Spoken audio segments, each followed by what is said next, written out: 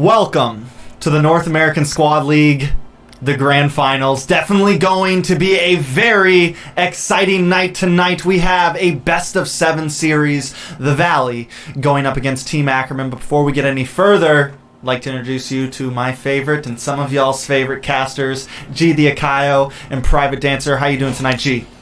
I'm doing good. You know, I can't wait to see these games. I'm hyped. I'm excited. And it's always good to be here with my other fellow caster, Private. Yeah, it has been a time coming. This has probably been the longest week in some time now, waiting to see both of these two teams, the very tip of the mountain in NA, these Goliaths who are going to be going at it tonight. A best of 7 tonight for these guys. Just a huge opportunity for both of them to kind of set the tone, throw out that jab before we begin things, or how we're going to end things here for the Squad League. I think it's going to be for the rest of the year because of everything else going on. So this is the last match for the Squad League. Probably for the rest of the year. Yeah. Why did you remind me that? Why did you remind me that? But it's gonna set the tone. We're basically like rolling out the carpet, preparing for everything that's happening in NA, and it starts here tonight. Yeah, and like seriously, we're just jumping in.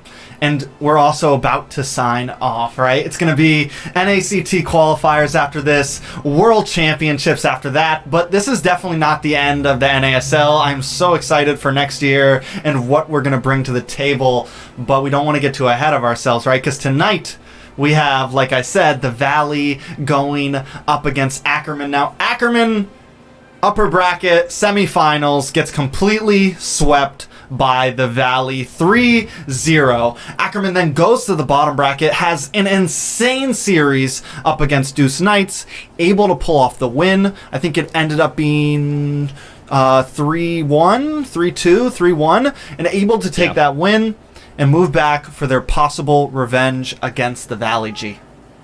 Yeah, and I mean, stepping into this it's going to be insane, you know? Like, if I had to, like picture something, like, you could just picture two Goliaths going at it is what I see here, you know? Ackerman, just their macros are always good. But then you have, you know, the Valley, which they just know how to pick and ban so well. Their hero pool is so diverse. And I think we're going to see a lot of that tonight. It's going to be amazing. I mean, I can't, like, so I said Team First Blood was going to win the tournament, you know, like, you know, whatever. But now we're at this spot and it's the Valley versus Ackerman. What was your take, Private? Well, the picks sometimes they just don't go your way, especially when rosters are getting juggled around, and it has been it's very hard to kind of put with those picks. I think my original one had Ackerman over. We didn't know that Zane and a Chicken were going to be joining the Valley. The Valley was still fairly new, trying to get these three to kind of talk to each other. But man, I expect some good matches. Ackerman, I mean, this is the time to kind of show what you have learned. These guys have been not even just on stream, but off stream. These guys have been going at it in scrims as well. Like, basically these are two, like I said, the two top in NA, and they have just been clashing back and forth, not just here on scrim, so they know each other and they know what to expect. And personally, I feel like this is gonna come down, if you have any hope of trying to get over this not even an obstacle, this mountain that is the Valley, it's gonna come during the draft. Most definitely. It's not going to be easy for them to win this game. And we talked about this earlier in the podcast, right? I think the draft is going to be the biggest issue for the side of Ackerman here. And as I explained, I think they just need to keep it simple. Nothing too crazy. Don't get too wild. Just kind of do what needs to be done. Make sure you prio what's important and don't let any clutch picks fall into the hands of the Valley, G. Yeah, definitely. You know, and I mean, you said it you said it best yourself there. And both of you actually, you know, going into the ban and pick phase right now, the Valley, I feel like is gonna always like have a little bit of a heads up. I feel like they're all natural at like their bans and picks, and I mean, we'll see. We don't really ever get to see who's the shot caller, but we might be able to kind of tell some of that in our analysts here today. But yeah, I mean, I can't wait to see this game here, Private. Definitely gonna be an exciting game. The teams are readying up. I'm having a few mic issues. If you guys could talk for a few seconds while I try to figure this out. Dami arigato, Mr. Roboto. We're gonna go ahead and take this over though, but like it's interesting too, because like I said, the Valley. As I said before, I don't like trying to talk up the Valley because they're strong. Everybody knows they're strong, and it's almost, to me, it's almost easy to pick that team that everybody thinks is going to win. And I like to go into like what Ackerman can do here. We did talk about it before. Some mistakes, some pretty glaring mistakes made in the draft. Well, what we would consider, what I personally consider as mistakes, in hearing what they, some things from Zia about how they thought the draft went. They had a plan for it. It just didn't go according to that plan. And I think we talked about it. I think Trex talked about it a little bit on the podcast as well. It's like right now, it is not the time to be trying out something experimental. It's the time to kind of, go with what you know, how to play, how to counter, and things like that. Because like things like Faramis, giving up a Faramis, that constant pressure from a Diggy in there, it's just it becomes a problem and a hill that they're not able to overcome, and that's already talking about you're already starting the disadvantage against a team like the Valley.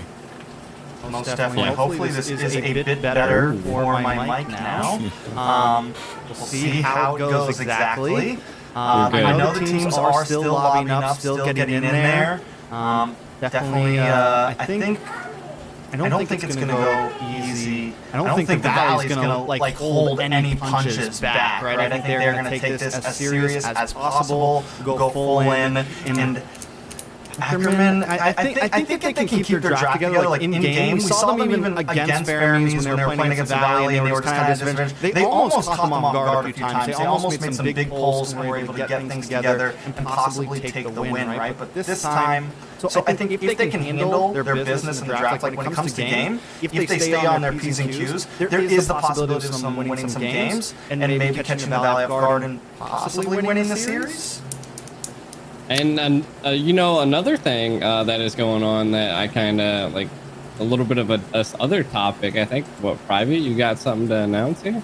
Oh no, I mean, I am not a fan of odd and unbalanced numbers. I think the prize pool is at like $1,720, and that number just really kind of annoys me.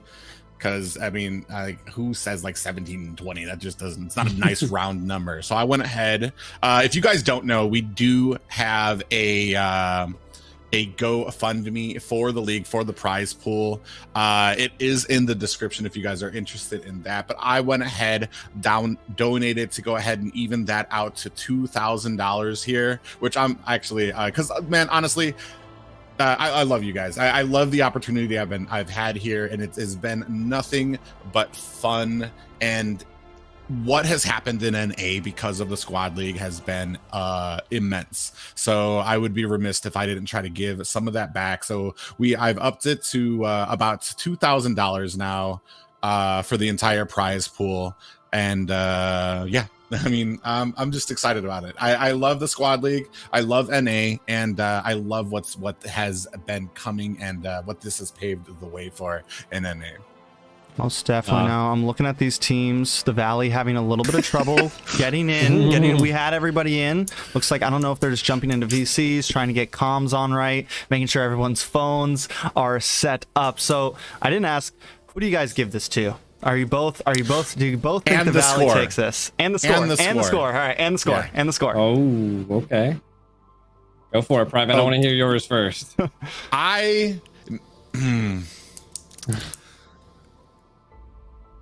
I'm looking for, and maybe this is just hopeful, I'm looking for at least 2 wins on the side of Ackerman. So it'd probably be, what is that, 2 to 4? It would have to be. No, 2 to. Is it 2 to 3? It's four to take the whole series. 4 to take the whole series. Okay, so it'd be 2 to 4. I'm looking for 2 wins from the Valley here to start, because I mean, or not, or 2 wins. 2 wins from Ackerman here, so 2 to 4. But in favor of the Valley. I want to see some life out of Ackerman. They just made some mistakes in the first round that, like I said, we need to get those cleaned up, and then we can move on to step 2, which is the actual in the match. G. Definitely. And we are jumping to the draft, let's get any last guesses in now. Definitely, I believe right now, I think it's going to be the Valley. But I think, I'm going to go a little bit opposite. I think it's going to just be a full sweep again. Full sweep. All right. I'll put it. I mean, just from numbers, right? I'm a numbers man. No biases. I say the Valley takes this. I also did have them in my prediction even before. You did. Even before Zane and all of them joined them. I felt good about the Valley this whole season. I felt like they could take everything. And now, even with all the added, so I think the Ackerman, though, he's going to take a few games like Private. What'd you say, Private? 4-2? 2-4. Yep. 2-4? That's a good guess, honestly, but let's keep it spicy. 4-3, 4-3. I really want to say 4-2, but 4-3. That's a full range, but 4-2 is more realistic. Now, jumping to the bands, these are the first bands of the first game of the grand finals. We have the Valley on the gun with first band, first pick, taking out the Franco, and Ackerman firing off with the Faramis. G. Yeah, and these are some I mean, from the side of Ackerman and the Valley, even some of the the normal teams that we've seen in the league, these Franco not so much. So that to me, already right out of the box, we're already seeing a Franco ban. That to me sounds like the Valley has a plan. They're going with a Diggy, so my guess is that they might want to pick up an Akai in this first area. They might want to go for the Wan. 2 of those are some heavy picks on the side of the Valley, and we'll see if they even go that route. But we see, of course, the Ackerman automatically getting put into the bands that you don't want to see and you got to get rid of. And that's just how the Valley is setting this up here, Private. Interesting enough to me is that the Valley has first pick, and they've gone ahead and taken out that Diggy, which I feel like has been a real problem for Ackerman when dealing with Shark. So taking that out lets me know that the Valley has something different in mind, possibly. I mean, we do know that he does Shark favor that Grok? He's just got a decent pool. Even Lolita, they're gonna pick up that Akai too much. Yeah. And this is what we saw them do this last time. They banned the Beatrix. They banned those strong second picks. Either way, they're going to lock in their jungler, I got a feeling, first, or something other than the gold lane or even this Diggy. I think they'll leave that Beatrix open when their second pick, possibly, or something like that. They'll leave some of those picks open when they have the option to respond, and they can't just throw Zane as first pick up front, right? Yeah, and I mean, right there, bam, like you were saying it, they didn't throw Zane up there at the first pick. So this is when Ackerman, I believe, should respond with possibly a Ballmon pick, something strong like that, something that's able to secure those objectives. But you also need a little bit of a sustainable team in order to utilize the Ballmon to the fullest. And one of the biggest things that I've seen from the side of Ackerman before is that most of the time they're building around a lot of slow. They're building around a lot of control almost, but not a lot of CC. So that's what I want to see here. I need to see some crowd control, some serious crowd control from the side of Ackerman. And they're going for a little bit more of a mobility strat here, Private. Yeah, they've got the early game kind of clenched in here. However, I mean, it's interesting to me that TV left open the Balmon because it was such an integral counter that they had during Ackerman's first meeting with the Valley, where the Balmon was countered with that pan. That it almost kind of seems like they were kind of baiting out to let them have that once the Akai got banned, because they first picked Claude instead of taking the Balmons. So I'm assuming that the Valley has a different type of counter, possibly the Grok. which we do know that pops them up there. But I do like the draft so far. We have some of that early game. We have a lot of that mobility on Gal's Cutie with the Matilda there. So they're going to be able to have that engage and disengage. And then, like I was talking about before, that Lolita, we haven't seen it too often here before. But I mean, we know Shark makes waves. Get it? With that Lolita. And he was able to do it in M3. Yeah, but how does, so like, I guess like the shield can counter the Matilda shots a little bit, but I'm wondering, like, bringing that Lolita so up front, it does apply some pressure in the early game. I guess paired up with the Julian too, you have that stun down with the skill one of the Lolita, help secure Hoon, get these knockups with the enhanced chains. But still, I feel like with the Matilda, it's going to be a little bit harder to land those Numenon blasts. It's going to be a little bit harder to make those big sets happen. He's going to have to come from bushes a bit more. He's not going to be able to just take on those straight angles and let the enemy team know when he's coming. Now, with the Esmeralda as was, a lot of stopping power to slow Shark down a little bit here.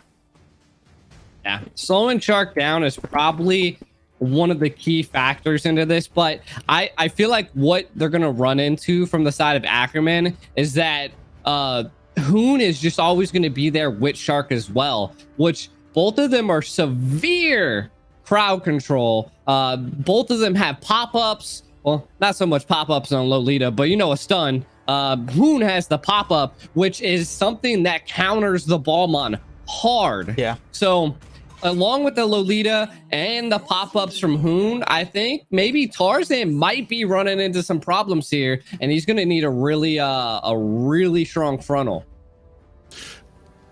Interesting here is that you picked a Lolita into an Esmeralda, which kind of speaks towards Shark's confidence in that hero. Like you said, there's not really much for Lolita to do with that bulwark, the shield that she has. She's not really going to be blocking much except for maybe some of the Matilda shots. This is all pretty much banking on that Numenon blast. However, that passive from Lolita that gives her entire team shield means that Yureshi's going to have a feast once he goes into these engagements and is able to soak up all of that shield on that Esmeralda. I mean, we've seen this before. The drafts don't always look like they favor the Valley, but then they come out with something. They just, their execution is just so much above any other team that we've seen that you're sitting there like, well, I guess that's a counter now. Like, I guess Esmeralda no longer counters people with shield. But what I want to see maybe from Ackerman is possibly something that will be able to at least latch on to basic when he comes in for these blazing duets, whether that's in the form of well, honestly, I don't even know what you could, because we've already got the XP lane sorted out. We've already got our roam sorted out here, and I don't really know of too many more that we can use for like a pop-up to stop that. Yeah, it's definitely going to be hard. I mean, even then, it's going to be hard to catch Basic right now. They still haven't locked in a gold laner either, but Basic should have the ability to just kind of dance in and out of these fights, and it's not going to be easy to pin him down, especially with the Lolita able to stop Tarzan from chasing. We already know Shark is probably one of the greatest peelers in NA right now. We saw him on the Diggy. We've seen him in the Lolita. It's going to be hard to get to that back line for the side of Ackerman. The way they're going to be, I mean, the Kagura is a solid pick. I do like that. There are some possibilities. Enough damage, you could one-shot Basic, right? If he tries to come in, you can aim that yin-yang overturn, right? You do have that ability, so there is a slight answer there. But still, it is not going to be an easy task. We still need to see what gold lane Zia picks up here. Something like, the Bruno. But no, I think the Clint, the Brody, couple still a lot of the Wan still open as well. Something he likes to favor though. Zane though sitting on this Barats right now. Rats. I mean, that's a solid pick if I would have to say so. The only thing is that I just don't know if his Daytona Welcome can, like actually hold anybody down. He might be able to capture Tarzan a couple times, but their team is very mobile.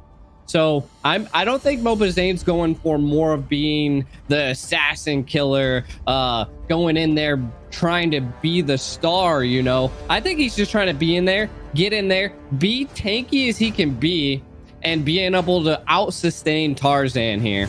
And I see that from the side of Ackerman too. So they have good sustain. They got a decent back hill now that they picked up the Kagura. And of course the Esmeralda with the Starfall Moon can just jump into the background like that and be able to, you know, capture some things. And they do pick up the Clint. But I think the real condition here is that we're going to have to see them stop Shark with the Lolita.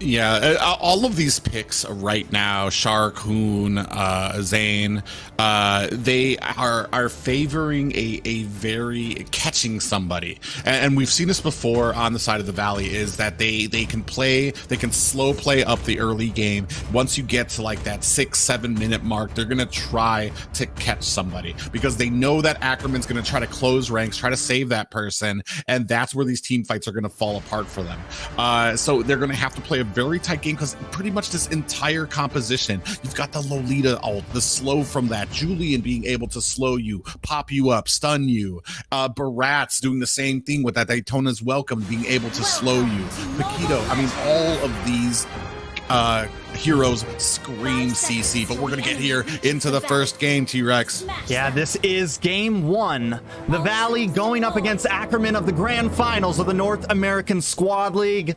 Let's see who can do this. And it is best of 7. So looking at what they're kind of going into here, you already see Gauss Cutie, you know, trying to give a little bit of pressure, but a lot of, you know, the Valley is there to respond. And that's what I like by the Valley, that they're very map aware. They're just key at like spotting those things. And I don't think Gauss Cutie could have done much there. Again, like I was saying at the very beginning in the ban and pick phase, I'm going to suggest and know that Hoon and Shark are just going to be like buddies. Like they're going to be together. They're going to be like a key win condition here. It's going to be interesting here. We do see that the Lethal Wanderer is going to go over to the Valley here, and it looks like they're kind of just letting the marksmans duke it out here, at least for the beginning here. And I do feel like Clint wins this out a little bit in the early game here before Basic can get those 3 items on Claude that you need, Demon Hunter Sword, the Golden Staff, and stuff like that. So I mean, it just depends on how we're going to be ganking, how we're going to be setting up these objectives right now, because there's not as much force that we're seeing from the side of the Valley right now. Like I said, they like to play it slow in the early game. Yeah.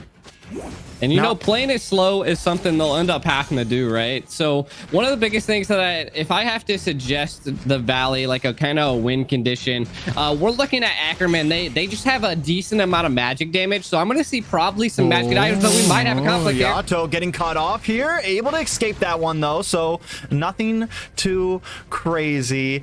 I will say, I feel like the Valley definitely kind of hovered into the late game here with Basic, with this Barats and everything. Not a whole lot of, not a lot of mobility in the start of this game. They're really going to come in, but wait a second. Yureshi does get knocked up.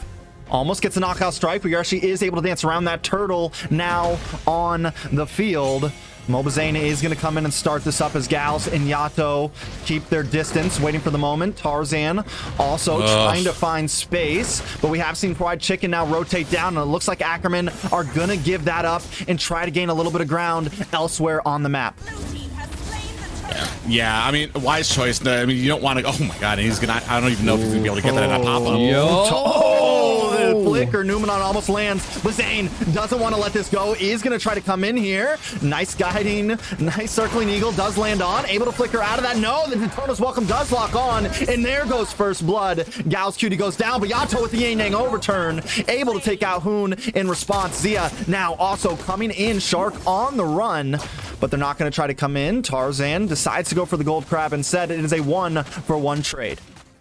Yeah, and a good really 1-for-1 trade there as well. So like not too much in anybody's favor there. They evened it out and then they backed up.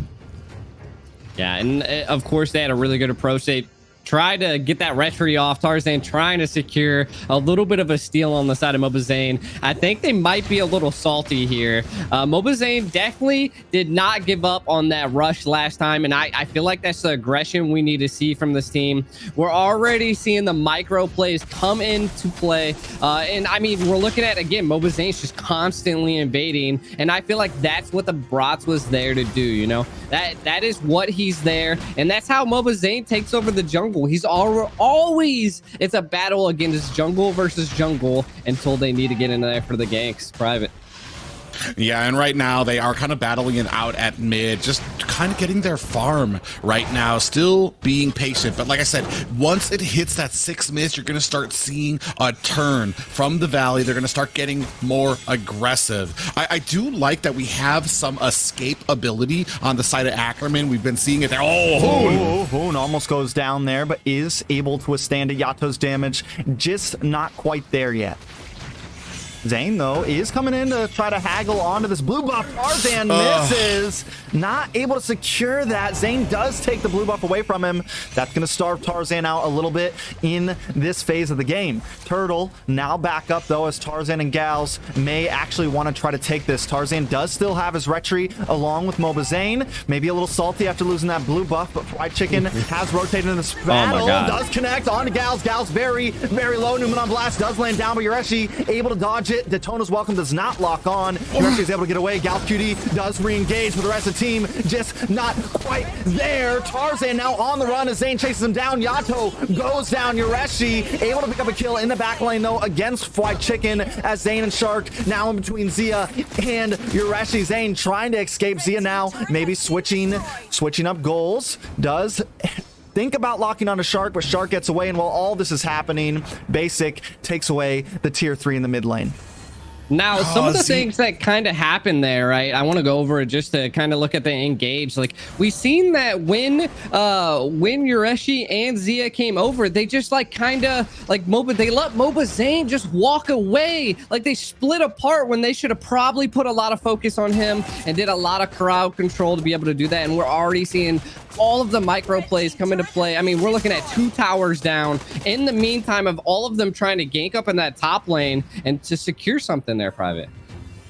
Yeah, I feel like communication or being in sync is a little bit of a problem, or shot calling. We have a gal, like I said, you just what you said, Zia and Yureshi, if they both would have focused one target, they probably could have punished Zane, taken him out there. But Yureshi decided to go back, looked at Shark. A full health Shark there. So, and then Matilda, Gal's Cutie was at low health, decided to come in with that circling eagle. There was no real benefit out of it. The team can disengage, and I feel like that's something that some of these teams are gonna have to learn a little bit. Is it's all right to disengage, live to fight another day, but we do, because now we have a huge advantage given over to the Valley, and they are pretty much just having their way. Yeah. I do got to give it up to Yureshi, though. He is playing a clean game right now. 1-0 could end up being the saving grace for Ackerman in this game. If he can scale up, he could create some of that zoning pressure. We've seen he's able to use that sprint, able to use that second skill to get out of that Daytona's welcome in time. So if they can bait that out, kind of make MobaZane a bit more useless there, as Zia also deathless can stack up some more damage, it could be the possibility for Ackerman to turn this game back in their hands, but they're at a 4K deficit right now, G. Yeah, and I mean, the biggest thing that the Valley's not allowing Ackerman to do is utilize the Ballmon to secure objectives. Every time MobaZane's just there to just take control of the situation. And I feel like what they have to really do to turn the situation around is kind of what you were saying. They're gonna probably have to turtle up, control and defend their base to the core, because they're gonna have very big problems when it comes to this. But Gals QD in trouble. Does flicker away from that knock up. A nice play from Gals there, but now you are utility down. MobaZane taking away another blue buff, another objective from the side, and Basic deep with that blazing duet, putting a lot of damage onto Zia. Zia is practically helpless right now against the Valley, just constantly putting pressure on them. Tarzan, though, sitting, maybe trying to make a play, but it's just a little too much. Forced to dash under the tower and escape private. Yeah, and right now it is just, it is innumerable how much of a lead that they have. I mean, Basic already has his core items for that Claude. Another engagement here. I don't really think they're going to be making anything of it. They're kind of poking at it. And on the side of Clint, only has that endless battle right now. So, as marksmen speak, oh no, Tarzan in trouble. Tarzan does get away, though. Yureshi with the falling star moon lands on top of Zane, backing the Valley out of their base there, and that's what they need to do. They can't take any more losses on these towers, I feel like, before this Lord comes up. Only 23 seconds until that private. Oh yeah, like I was saying, like they're already almost at the 3-court items for that Claude, and Zia unfortunately just not able to get farmed. I mean, they're just, especially with his escaping ability on that Clint, he's not able to kind of be able to disengage, especially when all of these jungle minions basically belong to the Valley right now, and that's what happens when you push in these towers, especially the mid tower. You open up that jungle for invades like this. Gals is deleted. Blazing Duet followed up by the Numenon Blast. Takes out Tarzan. Another pickup for the side of the Valley, leaving the game at 6-2. Yeah, and the biggest thing that we're seeing here is it's 9 minutes, 9.5 minutes. MOBA Zane's almost at 15, on the cusp of 15, when all of the teams, like, they're barely getting to 10. That is huge when it comes to team fights here, and we can see it. They're absolutely being bullied. Hopefully they can defend it up, and just kind of like I was saying earlier, their only win condition here now is to turtle up, maybe sneak in and get a really good Lord steal, and then take some towers out of it. But I'm not sure if they have the power, the tankiness, or any of that utility to be able to get in here to the Lord. But I hope they prove me wrong here, Rex. Yeah, maybe Tarzan can try to get a cheeky Lord steal here or something, but so far it seems like the nerves have been up. Down at the bottom, Yureshi distracting Fried Chicken and the rest of the gang in the mid lane. Tarzan looking for a moment, getting melted down though by that Blazing Duet. Numenon Blast comes out, does not connect with the Lord, goes to the hands of the Valley. Gauss Cutie now with a big circling needle into the midst of the Valley, almost dies, able to get away. Fried Chicken misses the shot. Gauss Cutie on the run now. Fried Chicken decides to opt back on the top side. Mobazane is getting ganged up, but it's not enough. 2v1. Hune is there, able to take out Yato. Zia may fall next. Yureshi though is here to help out. Zia ends up falling. Yureshi knows there's nothing you can do. Fried Chicken connects onto Yureshi. Does not go for the dive, but the minions are here. Lord stomping down the mid lane. The Valley now pushing in as Ackerman is pressed into a corner. The Valley coming around the top side as Tarzan now is ready to go. But is it going to be enough? Mobazane continues to fend, continues to push in. The inhibitor goes down on the top side in the mid. The Lord has finally arrived and is crashing another inhibitor down. The Valley now waiting to grasp this moment and take game one as Ackerman tries to defend. The Numenon Blast tries to connect. It does land on Zia, and the Valley comes in basic with the Blazing Duet. Tarzan goes down. The base is dropping, but the Valley just isn't able to finish as Basic continues to fire off shots. Yato goes down with a big knockup from Hoon. Tona's welcome does not connect. Fried Chicken able to take out Yureshi as well. It's 2 against 3, 2 against 4 as the Valley continues to push in. The base is down, and the Valley takes game 1.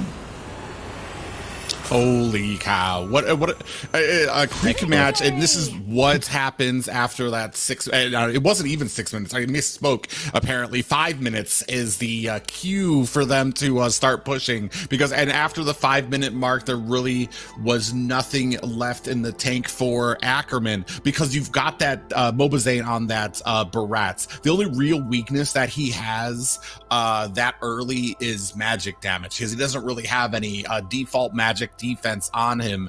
But I mean, when you're speaking that early, Yureshi hasn't come online, Yato hasn't come online, Gal's Cutie was kind of getting zoned out, trying to protect his the rest of the team, and then once you scoot over minute after minute, once he got that the radiant armor, there basically was nothing that was gonna stop Mobazane from just being the lone front line for his team, especially when it comes to those objectives. Yeah. And the biggest thing that I was seeing, and I kind of want to point out, is that Ackerman kept rotating to the Valley every time Mobazane would go into any of the jungle, go too deep. Some of the Valley, either the XP lane, the gold lane, they were always trying to rotate into them, and then it, like, their lane didn't rotate with them most of the time. So like that's where the micro plays came in, and that was just them, the communication between the team. Textbook by the Valley here.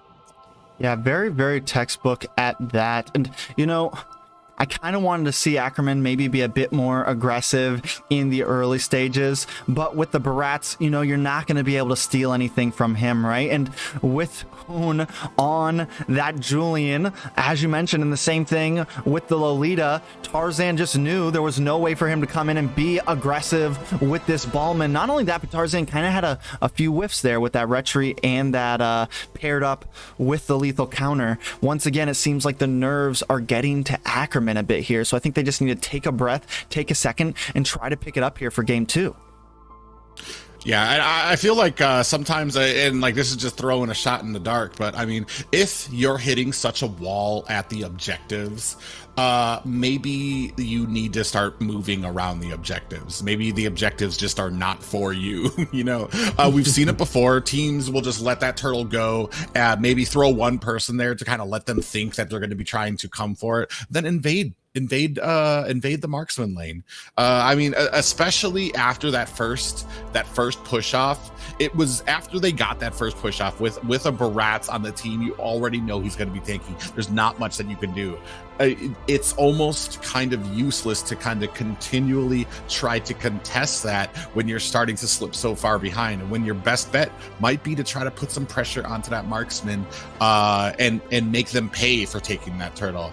But like I said, it's just you can't even really that's just a hope as well, because I don't think Basic he's one of those guys that definitely has his ears perked up like it's hunting season as soon as those turtles come up. You know, he's just waiting for for this team to come to try to come for him.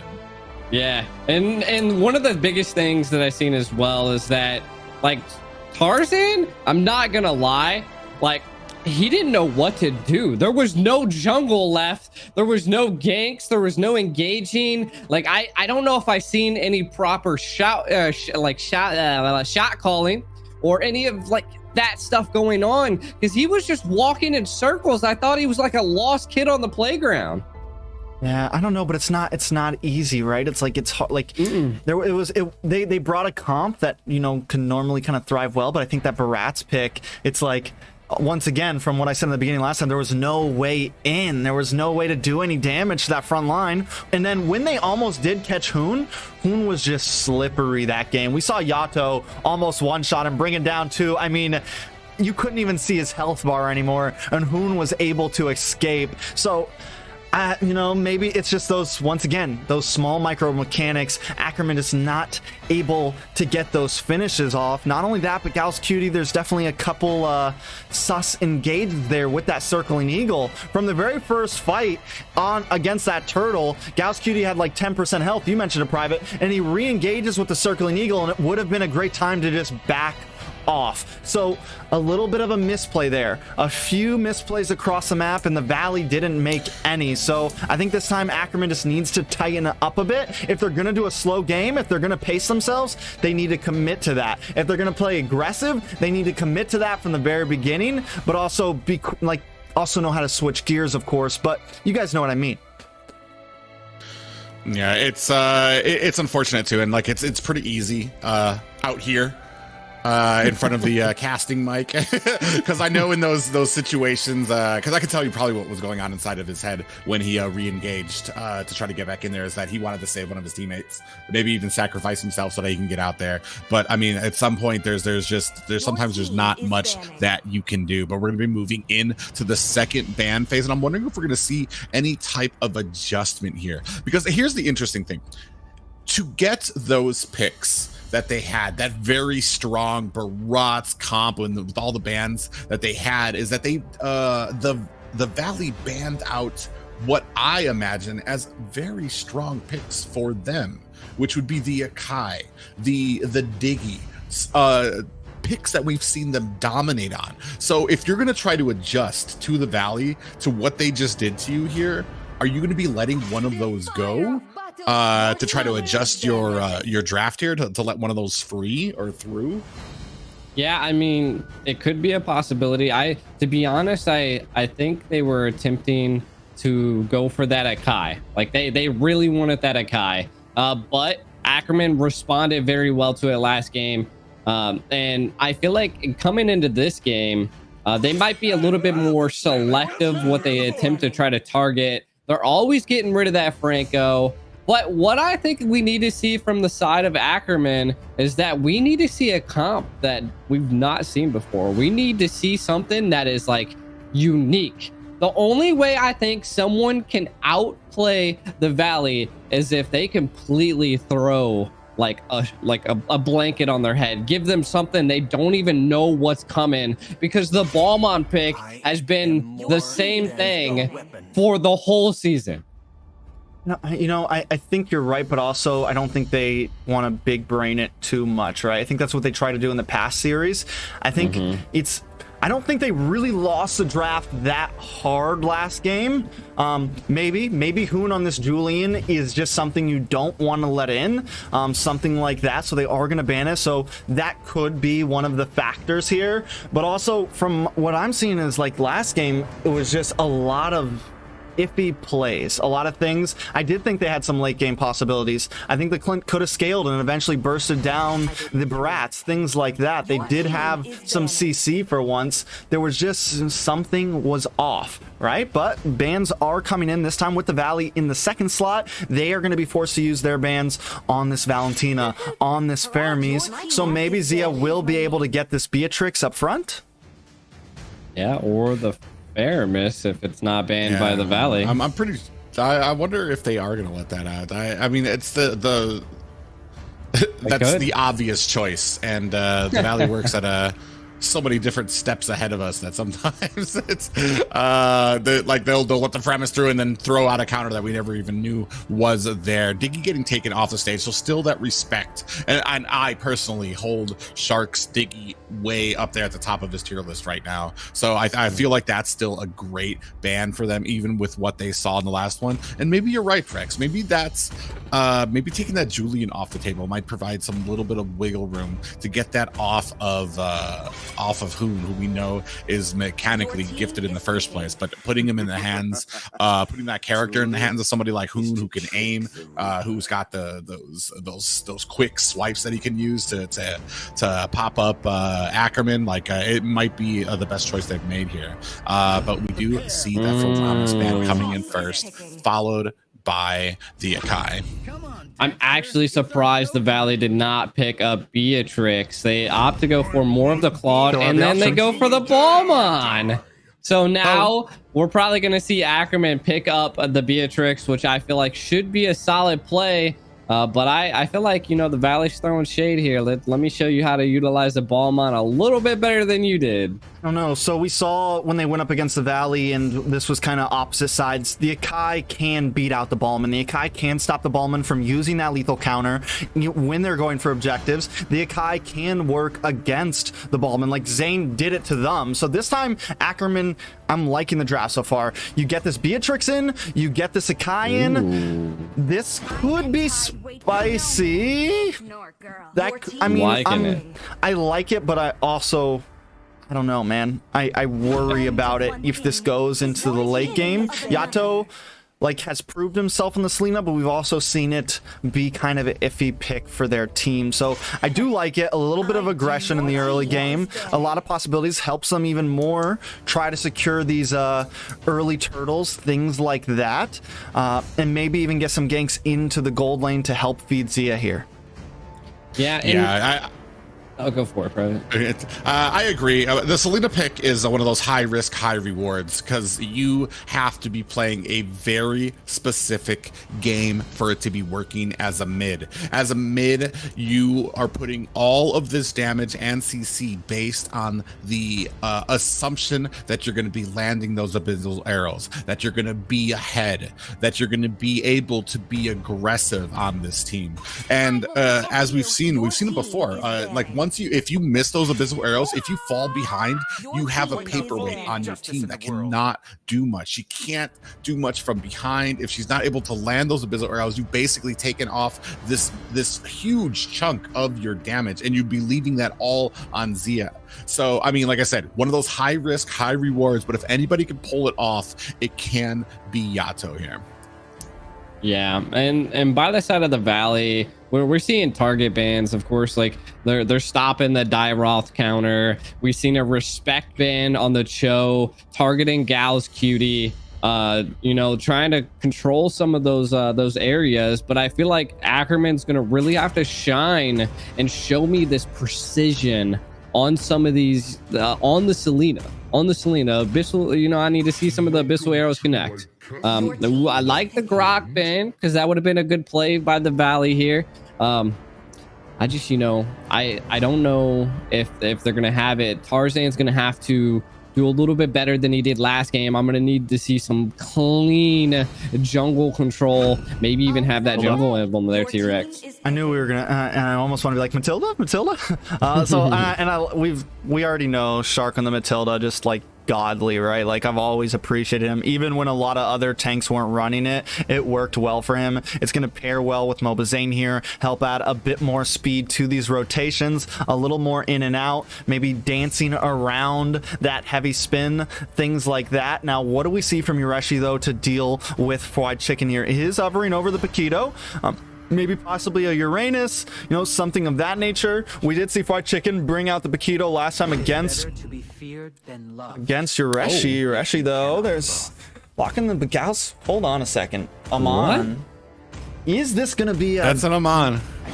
Jungle Amon and Tarzan, they're gonna swap here. Jungle Amon and a Kai roam. And, you know, I did say that they needed to bring something out of the box, throw a sheet over their head, but this is quite wild. I think this is the first time I've ever seen Amon in tournament play. Yeah, it's going to be interesting if he's not going to be an XP laner. This is going to be interesting. My only the reason, first of all, that we don't see too many assassins in the meta right now is because of how fast these tanks can clear their jungle.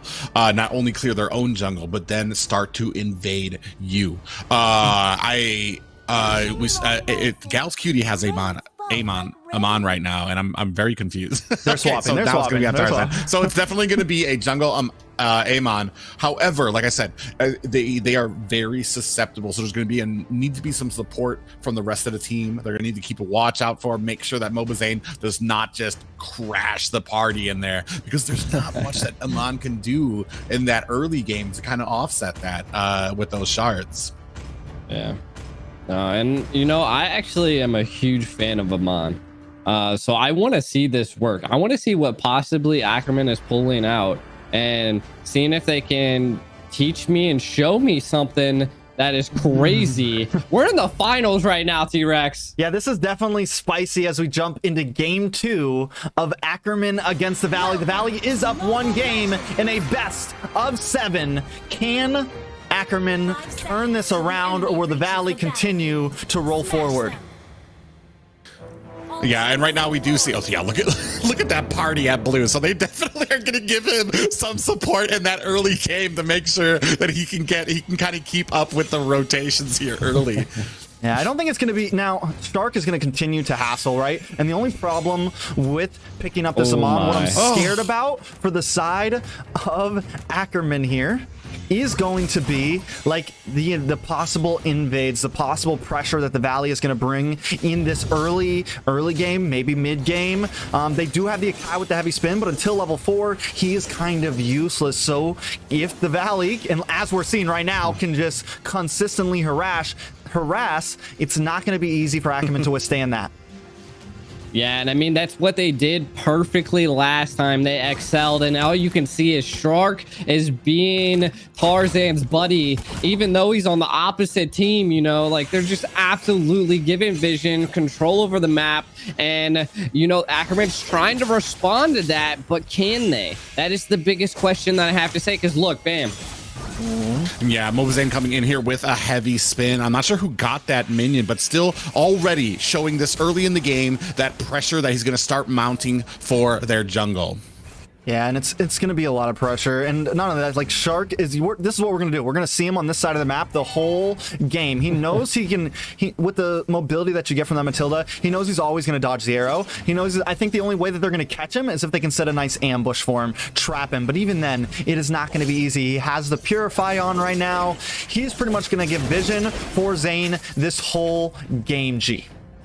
Yeah, and one of the other things that I'm just trying to see what this Amon can possibly do here, you know? Like, he's all about... Of course that I know he's all about the burst, but we might see a fight here.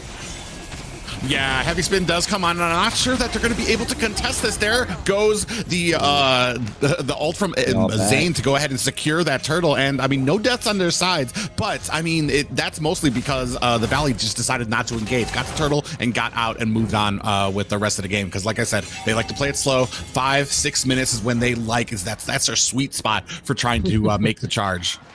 Yeah, being the sweet spot, like you were saying, we're seeing from the side of the Valley, they're definitely a more of that mid to a little bit into the later side, because they're more betting on Basic and Hoon and their burst ability into the XC. Look. Oh. Yeah, Yin Overturn is able to clean up Tarzan there, and Yato able to get out of dodge, but we have like 3 members in this on the side of Ackerman's jungle there. Bakerstick does go down there. Hoon in a little bit of trouble here as Yato is latching onto him. Are they going to be able to finish him off? Hoon with breaking some ankles over there is able to get back to the safety of his tower. As we do have a heavy spin, Gals Cutie is going to be able to get out of this, but we do have minions pushing onto this tower. Oh my God, Hoon, that's what I mean. He is slippery, man. He is slippery. He should have gone down there, but they weren't able to get a Tarzan, though.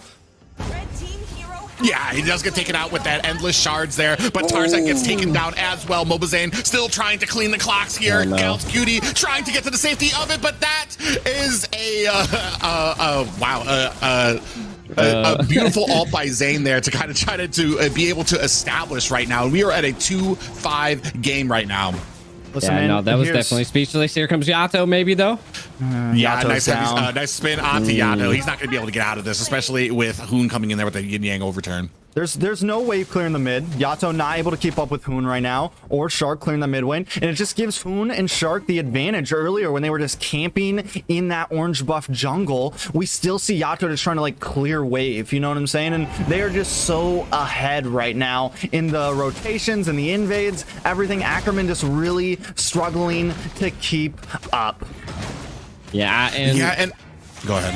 Yeah, and I mean, like you were saying, T-Rex, just the lane control is something we don't see from the Valley. Look at this. They don't even care about gold lane. They're taking the mid lane and being able to control and rotate together is definitely their comp.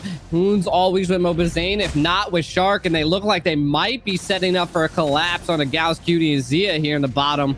They do pull out of that area, though. So, I mean, Ackerman's trying to respond. That's the first arrow I've seen connect. I just don't know. They don't have very much lane control or contact here.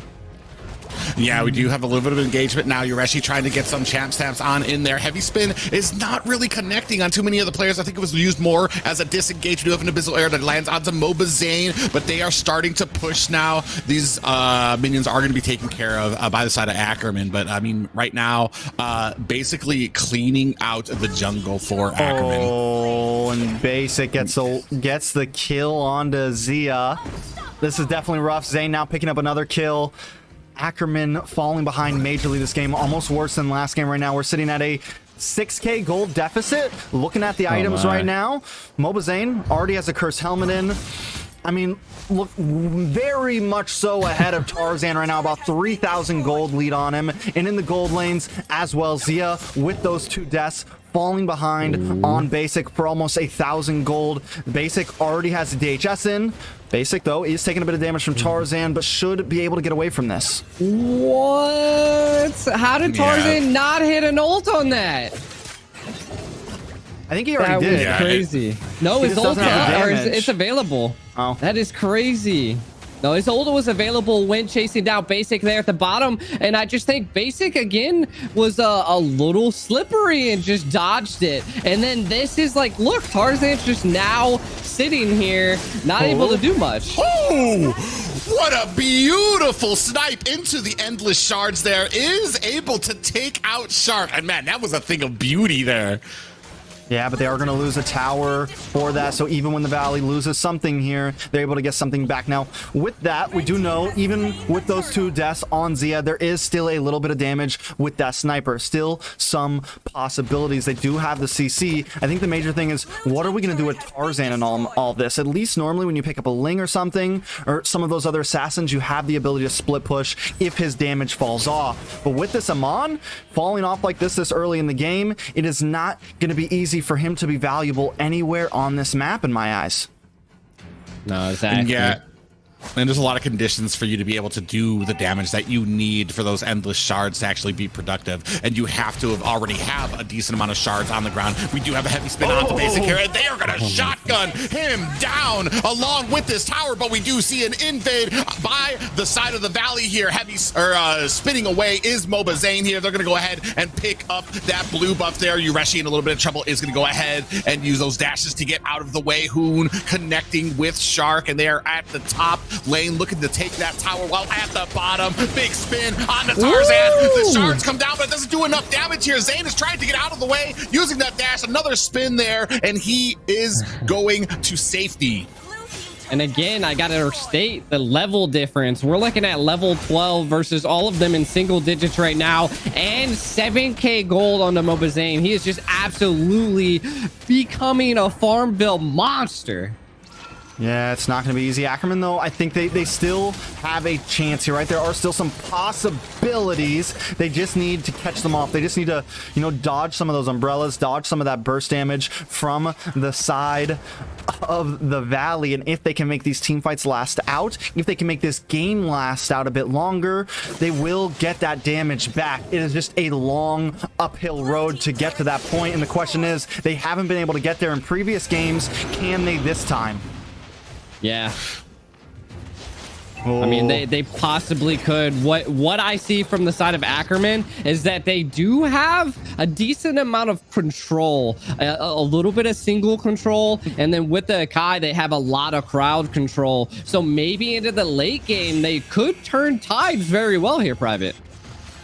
Yeah, but it looks like this turn. Oh, a nice little abyssal arrow, but it's not really going to be able to do much because Gato's not going to be able to capitalize on it. Up at the top, though, Chicken is fighting for his life here. Galscutie has it in a bad way, and the charge does go on him, but doesn't do enough damage. Ooh, and the rest of the valley coming in, and there is a lethal counter able to take down Tarzan, and this is a blue buff that's going to be going over to them along with the First Lord.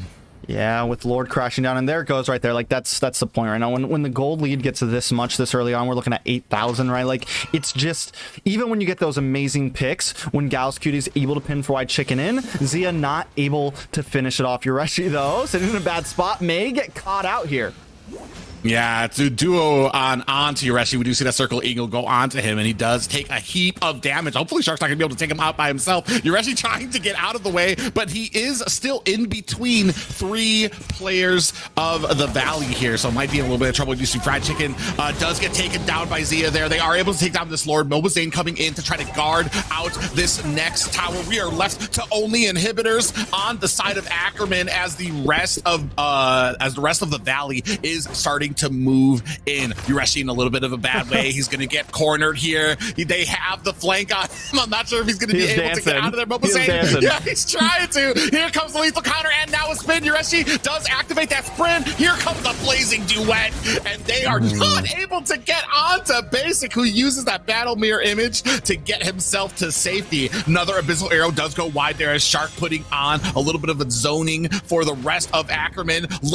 All lanes are crashing right now into these towers, and it is just like a machine, a locomotive of the valley pushing into this base. Abyssal arrow does land on the Kagura. In comes Yureshi. Is he going to be able to do enough damage? A heavy spin does connect, but he isn't able to ward off the rest of them as Yureshi goes down. We are still pushing in right now, looking to try to get these minions, but resetting a little bit on the map. Another abyssal arrow misses wide, unfortunately. Galscutie trying to stave off the rest of this as we have minions down at the bottom, pushing again at mid as Basic is putting on the damage. He's already got 3 items, basically at like armor tearing strength here right now, but it does look like the valley's going to go ahead and reset. Look at Zane right now. The man has been practically maxed out in all of his items. He's got almost double Amon right now in his gold. The only person kind of keeping up right now is Zia with that 8,200. We are seeing the damage start to get there a little bit, right? We have the Hunter Strike, we have the Malefic Roar, and we have the Blade of Despair. Next up could possibly be the DHS to deal with, you know, if you need to shred down Zane with the with Nibiru, something of that nature, or shred down Fried Chicken. You could go for that, right? The problem is the rest of the team, like Galscutie right now, He's got one full item in. He just can't be the tank that his team needs right now. He just can't jump in. If he even wants to make a pin, he's gonna get shredded down in a matter of seconds. Probably won't even finish off the heavy spin if he wants to do a big pin in the middle of a 5 versus 5 team fight, right? Yeah. And the biggest thing that we do have to point out here is Yureshi, man, just absolutely doing these split pushes and dancing around the valley here. That shows the tenacity that they're not giving up. But Tarzan! Yeah, he does go down there, and it does look like we have a little parade of minions here, followed closely behind by the Valley. Zane does catch an Abyssal Arrow for his troubles there. Basic able to take down a tower, and we have a Luminous Lord looming down at this bottom lane. Is it even going to make it here before they are able to take this? Scout's Cutie taken down to half health. They are still trying to keep up this pressure as only the Valley can do with no minions to support them. Fried Chicken bringing in the rest of the minions as they march in. Circling Eagle on the Scout's Cutie, and we do see spinning coming in. Heavy spin now activated, but that Blazing Duet makes short work of Scout's Cutie there. Yureshi goes down as well, and here comes the Luminous Lord, and this core goes down. Game 2 going over to the Valley. That is rough. The Valley with another textbook clean game. And, you know, there was a few players on the side of Ackerman that did, you know, like the side of Yureshi, for example, able to really dance them around in that last Lord push and the Lord push before the last one. So, I mean, even Ackerman landing a couple nice shots. But once again, once the Valley just gets on that roll, man, there's just no stopping them. Hoon was able to consistently connect with those umbrellas, and even in that last Lord push, Hoon's just got the umbrella sitting there and just chipping away, and there's nothing that Ackerman can do about it at all. No, and they can't. And, you know, to be honest, like, both of these games, the MVP has went to Mobazane, and I gotta say that he hasn't died yet in this tournament. He is still at 0 deaths. And to be honest, I still give him the MVP. He's kind of carrying the team, if I had to say so myself. He's putting in a lot of the gold. Basic, of course, also putting in an equal amount of gold. But just that overall jungle control, the communication, everything tying up to it is just like, holy. Yeah, but look at Zane, though. 6-0-3 private. Yeah, I was about to say, like, Zane does well. I feel like a lot of credit always goes over to an exceptional player. Early game, though, what I saw from early game to get them to this point was Shark. Constant vision at the bottom, constant harassment on to Tarzan, letting him know that he was always there. He was always going to be a nuisance. And not just that, but like the biggest places that he was at where it was the gold lane and harassing him in his jungle. So not only harassing Tarzan, but trying to keep Zia down as well, which allowed them to get here. It was like a 7K gold lead at the 5-minute mark, which is just uncanny. If you want to be able to take on the Valley, you need to be able to you need to enforce your will, these fights. You need to force these. Your whole team needs to be on the same page as well. And I mean, it happened exactly what my not issues, but my frustrations with Selena are, is that it is a very high risk, high reward. And I feel like that talent that you have on Selena could be used better with other heroes, especially because if you miss those Abyssal Arrows, which isn't even really, it really isn't even their fault for missing them. It's just you have such a mobile team. You have some great map awareness on the side of the Valley. You're going to be hard pressed to catch them with an Abyssal Arrow that would actually be able to take them down. I think even Hoon got caught once and still was able to be umbrella himself away. It's just they have a sixth sense about this stuff, and I feel like right now we're being too careful. I mean, honestly, at this point, force the fight. Get yourself an engaging composition and get your whole team on board with a fight for these things, because allowing them, you cannot be passive against the Valley, because like I said, the only reason the Valley is not attacking you is because they want that perfect They want that perfect fight that they will wait until they are at that point where they can just steamroll the heck out of you. So like you're basically wasting daylight when you are allowing them to kind of macro up. Yeah, I think what Ackerman really needs to do here is like they need to get past that mid game spike. Right, like they need to, even if they're going to lose a little bit in the beginning, they need to staunch that bleeding. We saw them in the previous series in the upper bracket when they did get into a stage where the gold was even. We're down to like the third or fourth lord. They could win some team fights. They could do that. So I think right now Ackerman, that pressure from the Valley, that pressure that Shark brings, the pressure that Hoon brings in onto Tarzan, into the enemy jungle and everything, and just with those invades and just the constant pressure surrounding Ackerman, suffocating Ackerman, is not letting them move on through these games at all. So Ackerman, I think, really needs to come with a composition that can kind of slow the Valley down, or at least drag things out. They need a solid tank in their front line. They need a solid mage in their front line, like that mid lane. They need to protect. I think they just really need to focus on that mid. Yureshi does great. Zia does decently, right? Like even last game, they were trading. Basic took a death, Zia took a death, Basic took a death, Zia took a death. I think right now it's really falling is that core, is that mage, the roam, and the jungler of Ackerman right here. And they need to do something to slow down Zane a little bit, slow down Shark a little bit, and slow down Hoon. Because if they don't, the games are just going to continue exactly as they have been. They need to figure out the solution to this problem in the middle of the map. The solution in these jungles. Yeah, and what I believe these solutions can be, T-Rex, like you were saying, is that they need someone that can eat the lane fast. We need someone that has that control, like you're stating. We need the ability to rotate from the side of Ackerman and not be the rotate-y, you know? Like they need to stop falling into the Valley's hands. Listen, I come up with words. That's how it is. No, they gotta stop falling into their hands.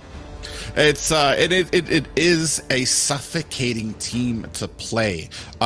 Even if you think your rotations are fast, every single member of that team is gearing for the next move. Whether it's a Shark or Hoon attacking the turtle before Zane gets there to get the turtle on their side of the map before those objective squabbles start, or even them being able to like clear a getaway for Zane, or like I said, the pressure, the immense pressure that has been put on, that Shark puts on to the enemy jungle right from the first second.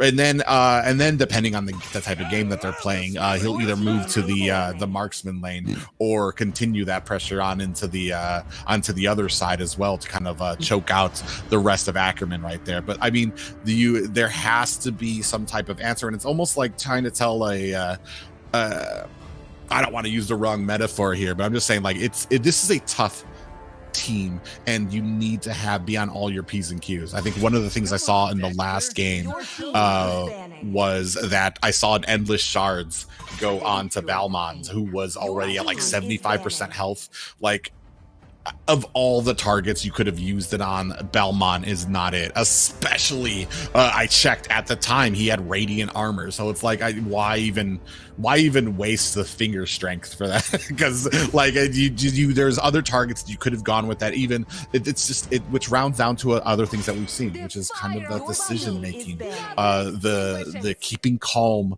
under pressure, knowing what can help, what won't help, and what is actually kind of futile. And now we are jumping into the bans here, right? So Ackerman, they've added another new target ban to their first phase, now taking out Basics Claude. I'm not completely against it, especially depending on what they pick up front here, right? And we already know that the Valley, like, they haven't prioed that Beatrix at all, right? Like, they're not really worried about it. They did ban it when they were first picked, just to show that, like, that's not what we want. Basic has really liked this Claude. It's been something he's favorited. It's been something he leans back into a lot. So maybe as we pick more and more away from some of these hot takes that the Valley has been picking up, it could be the possible answer. The Valley now taking out the Diggy as Ackerman is on the gun for first pick. Yeah, on the gun for first pick. And The oh! Is this the Someone answer? Is this the game that they ring the need? bell. This might be the answer that they needed. Now, of course, the Valentina's not there, so let's see if they have a response to this from the Valley going into a Lolita and an Akai. I mean, of course, they're solid picks. They're solid picks, but now we're dealing with a fair miss. I think this is what we've been looking for. A Ballmon and a Bia. I think, you know, Ackerman's looking kind of thick right now, Private. Yeah, it's interesting. And another thing I noticed too is Ackerman is not wasting time with any of these picks. They were very confident in picking up that Faramis. As soon as the Valley picked up, they immediately picked up the Beatrix and the Belmont. And I feel like they are very confident in this composition here right now. It's going to be interesting to see if this is going to be an answer for the Faramis or what the Valley have in store, because they don't let stuff like that out idly, especially since it's going to be on the mage side too, and Yato is holding it. So I'm wondering if he is going to be running this mid lane Faramis. Yeah, the big question is did they let this Fermis in just to test their limits, right? Like just to be like, all right, like let's see if we have, because I know every every team's looking for the answer for that, right? And Ackerman tried it against the Valley in the upper bracket. Failed horribly going against the Fermis. Hoon was on it and was just destroying. This time, Ackerman gets the Fermis. We don't see him fall onto the field very often. Is this, you know, star 3 picks up front for the side of Ackerman gonna be what carries them through game 3 here? Second ban phase coming in. The Valley continuing to hone in onto that gold lane and target basic as much as possible. I mean, you're gonna have to. I mean, of course, if I had to say anything, Bobazane, of course, a really good jungle, kind of going for more of the Kai right now. But basic on the Claude was just absolutely shredding all of Ackerman last time. And of course, we're already seeing the respects go out. Just kind of trying to target him down because everybody else already has their pick. So the only person left is Hoon and Basic there to kind of get a lot of that out of there. Now, we don't see... I mean, the Kagra is still available. They did just play it last time and it excelled. They did get rid of the Lilia. So we're looking at not so much a target ban, but they're trying to diversify their bans here. Of course, I think they're going to go to the Kagra just because it played very well last game as well. So here's the thing too. Is there a plan for Zane on the Sakai? Yeah. Does Ackerman have a plan? Because Tarzan is about to learn the same lesson that Kush learned last time these two went head to head here, and that is when you are dealing with somebody of the reflexes, of the coverage that the Valley have, you're going to get those dashes that are going to pop you up, that are going to interrupt you, those heavy spins that are going to stop you from getting these objectives. I like the tanky pick that we have here, a lot of damage, and depending on how we build this Grok as well, potentially a lot of burst damage on this comp of Ackerman, which can be so... Okay. I don't know. I'm kind of the only thing that's scary about that, though. Hold on. The only thing that's scary is those like before level 4, right? Like you have two very squishy people in the mid lane, and there is the opportunity that Hoon, Shark, and Zane can try to take advantage of that in the early stages of this game, right? Until Yato hits that level 4, I mean, I guess he has a lot of escapability, but still, it's kind of, that's the only thing worrisome about it all. I do like Yureshi on this Benedetta pick. We've already seen his movement, like how proactive he is on the map. We saw it last game with the Paquito, so definitely excited to see how he utilizes this Benedetta.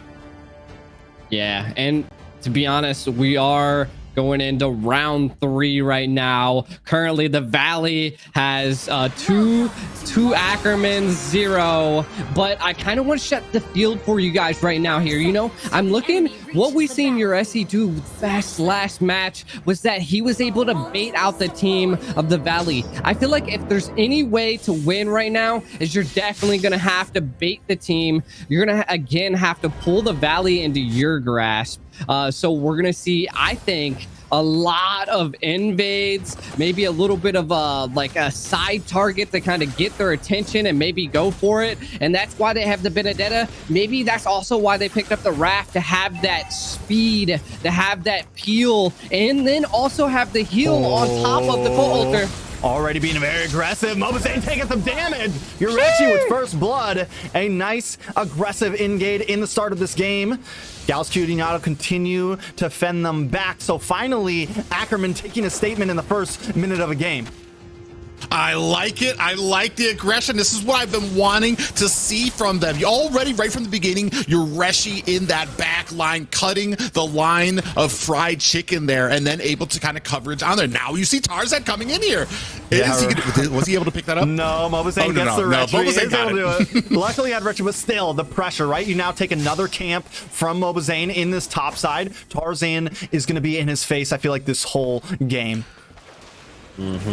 And this is what we needed, you know, like we're seeing Gauss, Cutie, Yato kind of pairing up and giving some pressure. Mobazane still trying to respond and take a lot of Tarzan's jungle, but I love the responses. Let's see if they can definitely pull it up. I do think what they're lacking here, though, and why they're able to secure a lot of this is because Super Shark is in the bottom lane trying to give Basic a little bit of that early peel, because it's really hard to deal with Zia into the early game, Private.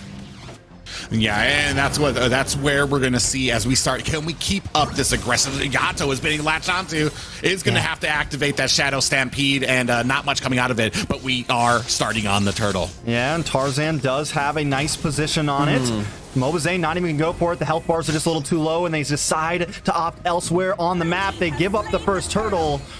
Ackerman secures it. Okay. This is what we like to see. I mean, we're looking at Tarzan having the Balmon with the jungle emblem.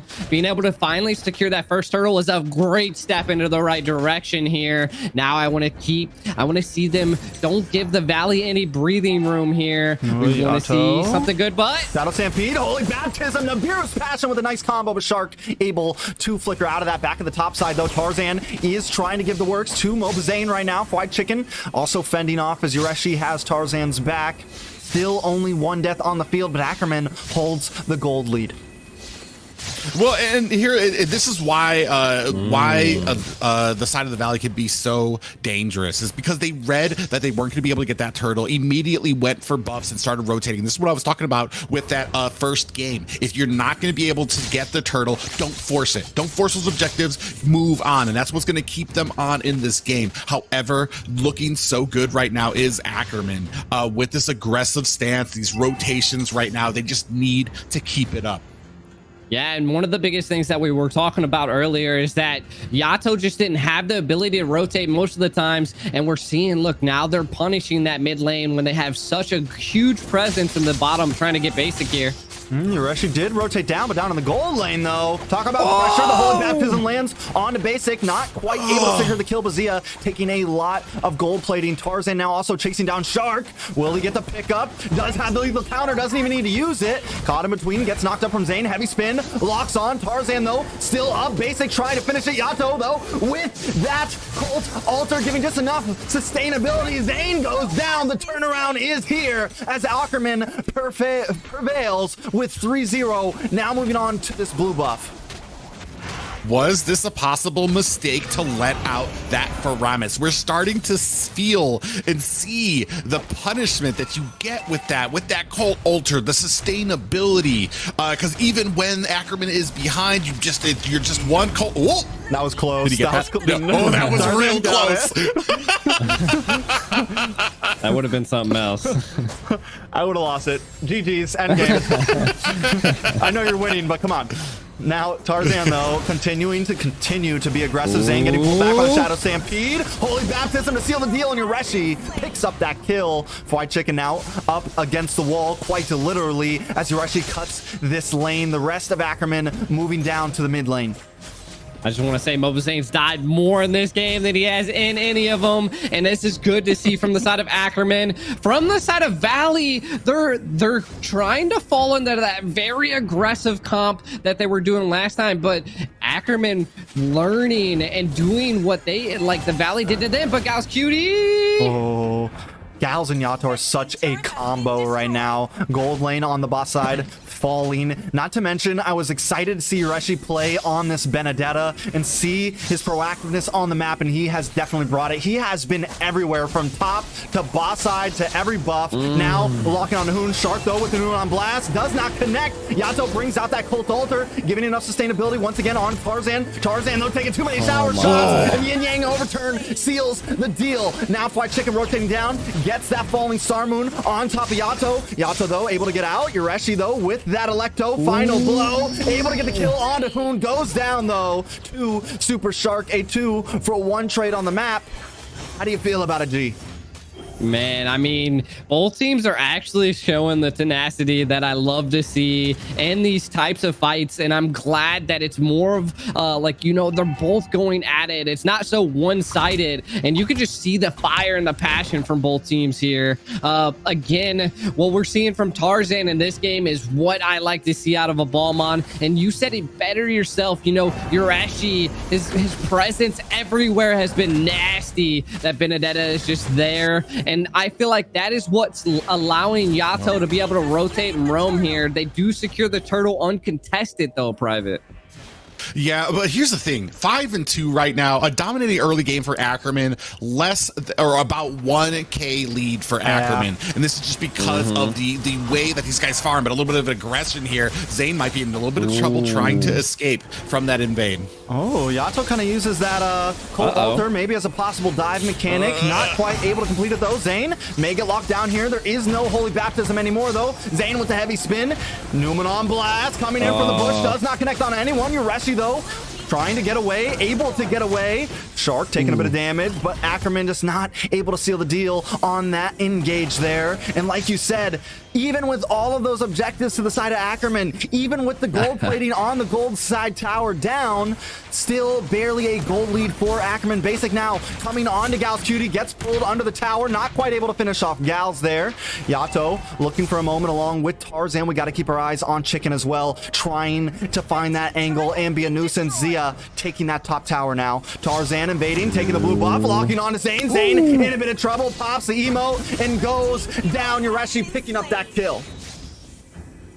Yeah, they're so aggressive. This is what I've been wanting to see from them. They are testing the limits. They just keep it on, and the entire team is doing this as well. Not just one, not just two, not another person doing their own thing. The entire team of Ackerman is on the same page with this aggression, with covering each other, with using the sustain of the Cult Altar to keep the team going, and then rushing in over and over again. However, if we want this to continue, this needs to end soon, because it's, as we go into the later game where we are still tied up, it's just going to be one bad gank from losing it all to the Valley again. Yeah, and I mean, we got to give Basic hasn't died yet. You gotta keep an eye on that, you know, like they're like, that's like the secret weapon behind the line, and it looks like there's gonna be MLBB Zane coming in. Tarzan does secure that. Zane using the heavy spin. Tarzan able to get away. Yureshi, though, in the back line once again, does take a lot of damage, is forced to back off, but that Lord will go to Ackerman. I think this is the first Lord they've taken in quite a long time against the Valley here. White Chicken, though, coming from the bush.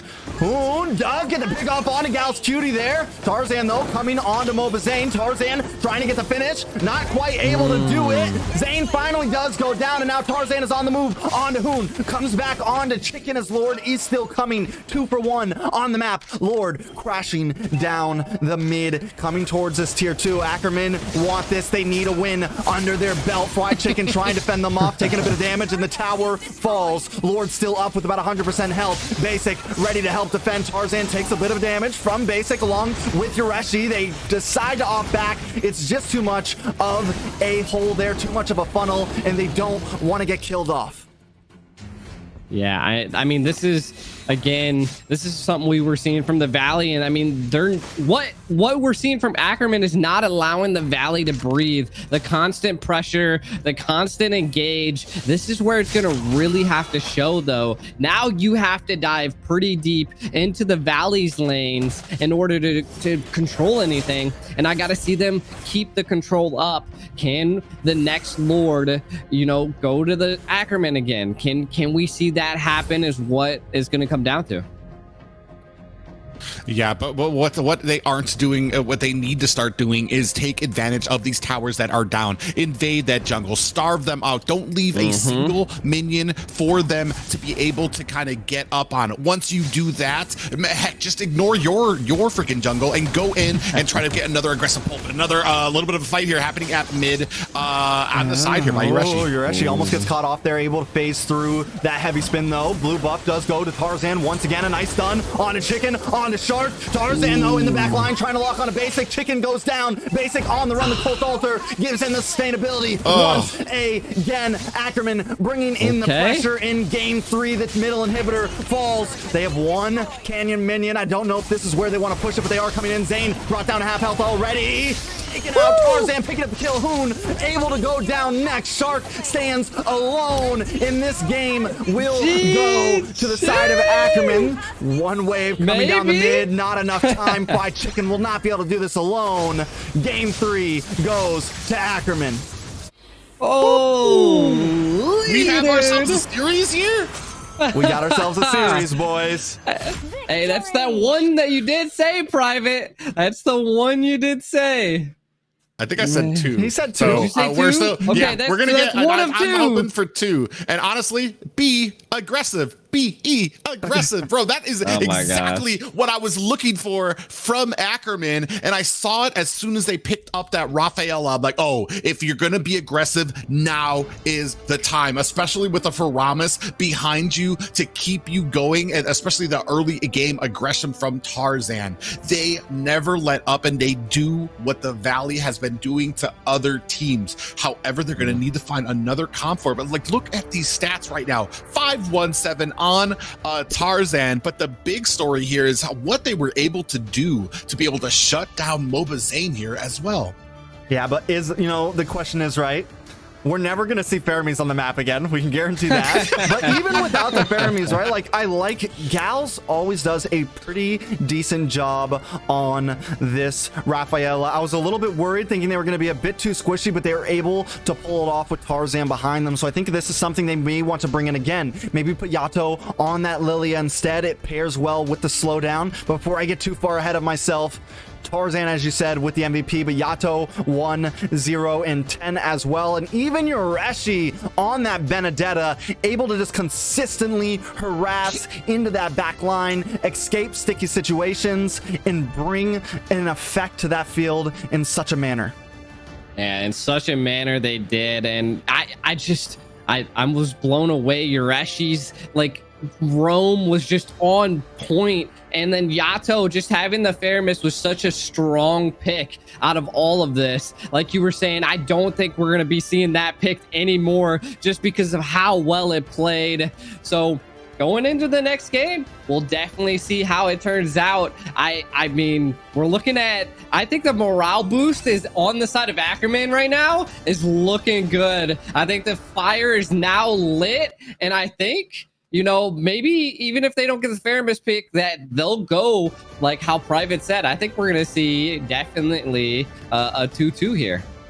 Yeah, it's going to be interesting because like I said, they're going to have to duplicate this. I feel like, as far as, like I've been saying and trying to hammer in, the Valley, you need to be on top of them. I don't think they're going to be able to do it with the same comp there, because that was a wonderful showcase of early game aggression, especially onto MLBB, to kind of starve him out right from the beginning. Yureshi on that Benedetta from the opening second, cutting Esmeralda's lane. The moment he finished collecting those minions, immediately went to the red buff to shut down Zane. From there on, he was working from behind, and then that allowed the Belmont to keep on pushing through, especially with that Cult Altar in the background. But like I said before, The biggest thing for me is everybody was on the same page. Everybody forcing their way through the line. Everybody had this, maybe not the same targets. Maybe that's something for them to work on, is to kind of get those targets called out there. But that early game aggression, everybody moving, pushing in with Tarzan there, not letting him go by himself, not the tank getting, or not the roamer getting caught out, Gal's Cutie by himself. Everybody was playing their role there right from the beginning. Yeah, and so jumping in the second game, Ackerman now maybe finally, feeling themselves a little bit, maybe confident enough to bring that early aggression that you want, Private, because it's true. Maybe you can see like Mobazane, when you start to put some pressure on him, he kind of like, it's like, oh, and then he continues to falter. What I mean was pretty much the prime target for Ackerman in that game, and he just never got a kill on the board. Of course, as an Akai, you don't expect to do that, but once the Valley got put in a from behind position, it was a little hard for them to answer. Now, we can argue that they were able to keep that gold at almost a standstill for a long time, so we know that if Ackerman wants to continue the strategy, that they still need to be careful, not let any of those mistakes come in. And I highly doubt they're going to get something as powerful as the Fermis once again. So they have to find a way to bring that aggression that they brought last game with a slightly different composition, G. Yeah, aggression, mobility, and just overall lane clearing is what we were seeing. And I think lane clearing turns into that mobility. To be honest, I gotta give it to Ureshi, just absolutely controlling it. Ackerman now does ban the Faramis, though. We do see the Franco and the Diggy ban from the side of the Valley, so I think they might be trying to pick up the Kai again. Again, they had the Faramis, they had the Bia, such strong picks. I just got to see that aggression. I want to see that passion. I want to, the Bia ban early on. Interesting. I still think that's why they're going for Akai here. The Julian, though, is open right now. Something that Hoon could jump into here. Yeah, I'm wondering what we're going to do here, too. We also have I've been wondering, too, because, like, we don't get to see the Cho as often as I would like from the side of Gal's Cutie, and that was something that was banned out before, but I feel like it only sometimes happens when you have an assassin on the other team, somebody that can be easily like isolated out there. I mean, they grab up this, and I feel like this should tell you not to pick the Belmont. However, does that mean you give the Belmont over to the Valley, which would be, I think, like 10 times worse, because you could probably switch out the Akai out to another position, pick up the Akai, and then just the disengage alone on that would be just immense there. But a new pick, well, I don't know if it's brand new for Zia. We've seen him play it before, tonight, but maybe for tonight it's new, and taking away that Julian, So they're looking for a tankier comp from the side of the Valley here. I like them picking up the Julian, right? Yato still hasn't really like shown me Hoon level Julian just yet. He's had some nice games. He's also had some rough games on it, but I'm very surprised by that gold lane pick up front. Not only a gold lane pick up front, but picking up the carry, really putting their eggs into that late game basket. Now, will this fend? Will this make the side of the Valley maybe not go as tanky, or are they just going to say, we're not worried about it, we're going to bring the pain early game, G? Yeah, I mean, we are seeing picking. Of course, they've been banning the carry, and of course, the Valley's been building a little bit tankier. We've seen in these past matches, and I think this is the side of Ackerman is trying to maybe make the Valley be a little bit less tanky. I think that's what the ultimate pick is from Zia, because of course they could go into the late game, and if they pick up the Eve, that would probably show me that they really want that late game. But they're definitely changing tides here. They're making the Valley think, and I feel like that's what you have to do. But you also have to keep that mobility here. And then they do pick up the Esmeralda, a great pick for that third, because now we're going to go into a Die Roth ban to stop that counter. Yeah, there's gonna need to be support for Zia. The Clint is too much damage in the early game, and Carry does not do enough without that speedy light wheel. And it looks like he's rocking a sprint there as well to kind of get a little bit more mobility, a little bit more positioning around while he's got that speedy light wheel activated there. So there's going to need to be something that will help him, because that is extremely late game right there. Yato is providing a little bit of this early game, of the CC that you're going to need, and then Yureshi again backing it up with that late game as well.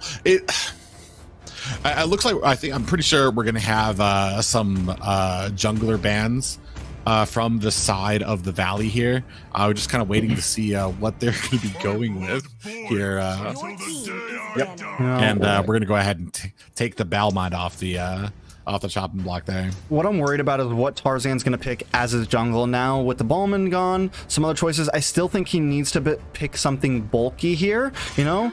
Because we already know how Shark is going to put on a lot of pressure with this Matilda. We saw it in game 2 or game 1, and it's dangerous, right? Like, we know that paired up with the Akai and whatever Hoon, I mean, pretty much whatever Hoon decides to pick, which could end up being the Kagura once again, we know they can cause a lot of pressure on Tarzan in this jungle. So they need to find an answer to that this game. Are they going to be able to respond with pressure? They do have Yato on this Julian, which can give them some peel. And now, paired up with Gals in the Wrath, you get a little bit of slowdown, you get a little bit of peel as well with that Holy Baptism. So maybe it could be the answer. I'm just questioning what they're going to put in their jungle. I'm thinking maybe a Thamus or a Barras would be probably great picks here to be able to, you know, single target and hold someone down with the Daytona's welcome. Maybe be playing into that, but I mean, they're kind of just having us on the edge, because there's just, you know, like, what do you do against? You need something that has slow, and I feel like Thamus has that and Barats has that. Yeah, and not just that, but with the Rafaela pick, those tankier, slower junglers will have those weaknesses kind of covered with Rafaela there to kind of give them the speed boost, or help them with disengage, or help them with slows as well. So I mean, I think that's what we're looking at for here. We are going to go with the Karina. It's not, I mean, I'm not going to knock it. It depends on what we're going to be going to as well. We're going to be going with the tank arena, or are we going to be going with that assassin? I'm pretty sure. Yeah, I'm pretty sure it's going to be the tank arena, just because assassin. I feel like it was a nice little 2 days while it lasted in NA of seeing those assassin Karinas, but she's just too squishy. And in this meta, she fails at the same thing other assassins fail at, which is like going in and just getting smushed by the enemy compositions. Yeah, so we are now looking at game 4 of Ackerman going against the Valley. Definitely excited for it. 2-1 right now. If you guys are just joining us, this is a best of 7 for the grand finals, total of $2,000 and 50,000 diamonds. Let's see if we can continue on this, or will the Valley try to clean this up quick? And I kind of want to start off here again, going for a little bit more of our win conditions from the side of Ackerman first. We are seeing, like I was saying, I feel like they baited the Valley into picking a little bit squishier comps and heroes so that they could utilize the Karina. It kind of slipped off of my radar, but I think that's what they decided to go with. Now, I mean, they're going to have to rely on the burst damage is what I'm suspecting here to possibly take on the Valley. From the side of the Valley, we're already seeing early invades, not even going for the little cabbage patch. Man. Yeah, but Tarzan answering back with the invade of his own, though, right? Which is a good play. We're not even going to try to meet Zane up there. We're going to just try to maybe take his orange buff for ourselves. So overall, a fair trade on the map, though. If Gals goes down, force use the flicker. Shark comes in. First blood going to Super Shark there. A nice pickup, making this orange buff trade on the map well worth it for the Valley. Yeah, and he is able to pick that up. Zia actually in a little bit of trouble here. They're just trying to zone him out, though, so that Mobazane could do his work here. Yato comes in here, does catch a pop-up for them, is trying to get himself back to safety. Galscutie coming in here to cover the escape here, but we have 4 members of the Valley, and they're going to go ahead and reset on the map. Yureshi, though, is Yeah. cutting lane, is I was about to rotating say up that. once again. So I really like his movement. And even though he does these plays, a lot of the time that would give up some leverage for Fried Chicken in this bottom lane. But Yureshi never misses a beat, able to capitalize and get 2 lanes worth of gold there. I was actually going to, again, reiterate what you were saying there, kind of like Yureshi's rotation. We are seeing him invade a little bit into the back line, but again, sometimes, MLBB might be in some trouble. 4 people there, but yeah, I they're don't trying think to they want zone it. him out to get that minion and then get a good coverage on this turtle. MLBB is going around trying to get the flank, but I'm not sure he's going to be here in time to catch it. We still see more zoning out by Yureshi down there. Fried Chicken comes in and steals the turtle. And a pop-up he gets for his efforts. Gals Cutie is on the chase right now. The rest of Ackerman trying to take him down, make him pay for that. But Shark able to catch him back into the tower, followed by a circling eagle onto Yato, and they are going to get away scot-free. You know, the Gals Cutie taking that 1 death. He's only at level 3 when that turtle pick comes up. He does not have the Holy Baptism. He's not even helped. He couldn't even help secure the kill onto Fried Chicken there. It would have been a death sentence if he had that level 4, right? But he's a little bit behind. Those few seconds, that little bit of time helps give the Valley the advantage on that turtle fight. It did. I mean, and of course, now we're seeing that the gold lead is about the same. And I feel like that is something Zia is going to run into something. I think it's going to be a kill. 3 players here right now. Zia taking a heap of damage. Oh, 1/3 as we get nice. top off. And we do have Holy Baptism and a pop-up on the basic. He might be in a little bit of trouble here, but there is Hoon to go ahead and cover the escape with that Lilia and those bombs. Yato comes in, does miss the enhanced chains. So, I mean, not able to really get an answer out of the Valley for that. A little bit of a standstill down in the bottom as well. Tarzan getting bullied a little by MLBB here. In the world? I mean, yeah, okay. up at the top, we do see a decent amount of time. The gold has already been taken off here. They are not trying to back off of there. Holy, another stun onto Shark there. Is it going to be enough? They are taken down to about 1/3 health on this top tower. Decent amount of damage, decent amount of gold as well for the side of Ackerman. Man, what we're seeing here is that the teams are just like, again, this is what I wanted to see from a lot of the teams, but we are maybe seeing an engage for this blue buff here. Pop-up does happen. Zane is not able to get it. Tarzan able to get the retry on it. Fried Chicken is coming in. Fried Chicken, excuse me. Hoon is going to go ahead and disengage. Zane has started on this turtle, and it does look like the Valley is not really in position. Setting their sights onto this blue buff here. Shark senses it, is going to go ahead and try to head him off there. Is going to probably be forced to use this retribution. Doesn't, and actually able to get away, especially with Gals Cutie providing the support on that Rafaela with a speed boost. And so a nice trade up there, right? And the Valley does hold a slight gold lead, but definitely not as bad as it was in previous games. This time, Ackerman a little on the behind, but able to keep up, able to make some plays on the map. Taking a look at some of these items now. MLBB has locked in that curse helmet, and on the side of Tarzan also locked in the curse helmet. Tarzan actually a little bit ahead of MLBB right now. I'm guessing the items are going to be pretty similar as we move forward. In the gold lanes though, we do have Zia looking a little bit, I mean, not looking bad. A little bit behind basic right now, but still not too far. And being on this carry, that's going to be his goal. Don't take any deaths in this early game. Try to farm out into that, 12, 13 minute mark when you get those like three items in, right?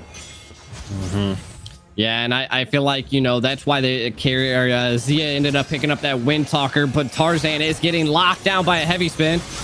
Yeah, the entire team is locked onto him. He is able to get out of there with a Holy Baptism and a pop-up onto all 3 members, which are going to key for the escape for Tarzan to be able to get away with that Shadow Assault. But we do have minions crashing into mid. It does look like the side of the Valley is going to go ahead and disengage and reset, but a little bit of a sneak coming up here, up onto the top. Hopefully Zia has that smell in the air. He doesn't realize it. Here comes Shark. A lot of damage coming his way, but he is able to get himself to safety. Also a But sneak though on the fried boss side. chicken. Yeah, 4 members. Fried Chicken might be in a little bit of trouble here. He is going back and forth. Enhanced Chains pop him up there. Holy Baptism misses wide. Tarzan goes in deep, using that Shadow Assault to escape as well as he gets the reset on Mobazane. But I do like what they're doing, though, you know, like they're pushing and now again responding. But Shark in a little bit of trouble. Who might be as well? They're definitely able to get out of there. And again, this is what I was saying. Like they're just when they're getting picked, like Chicken knew he was dead. You knew it. And they just decided to take that mid tower. And that's the good macro plays we like to see.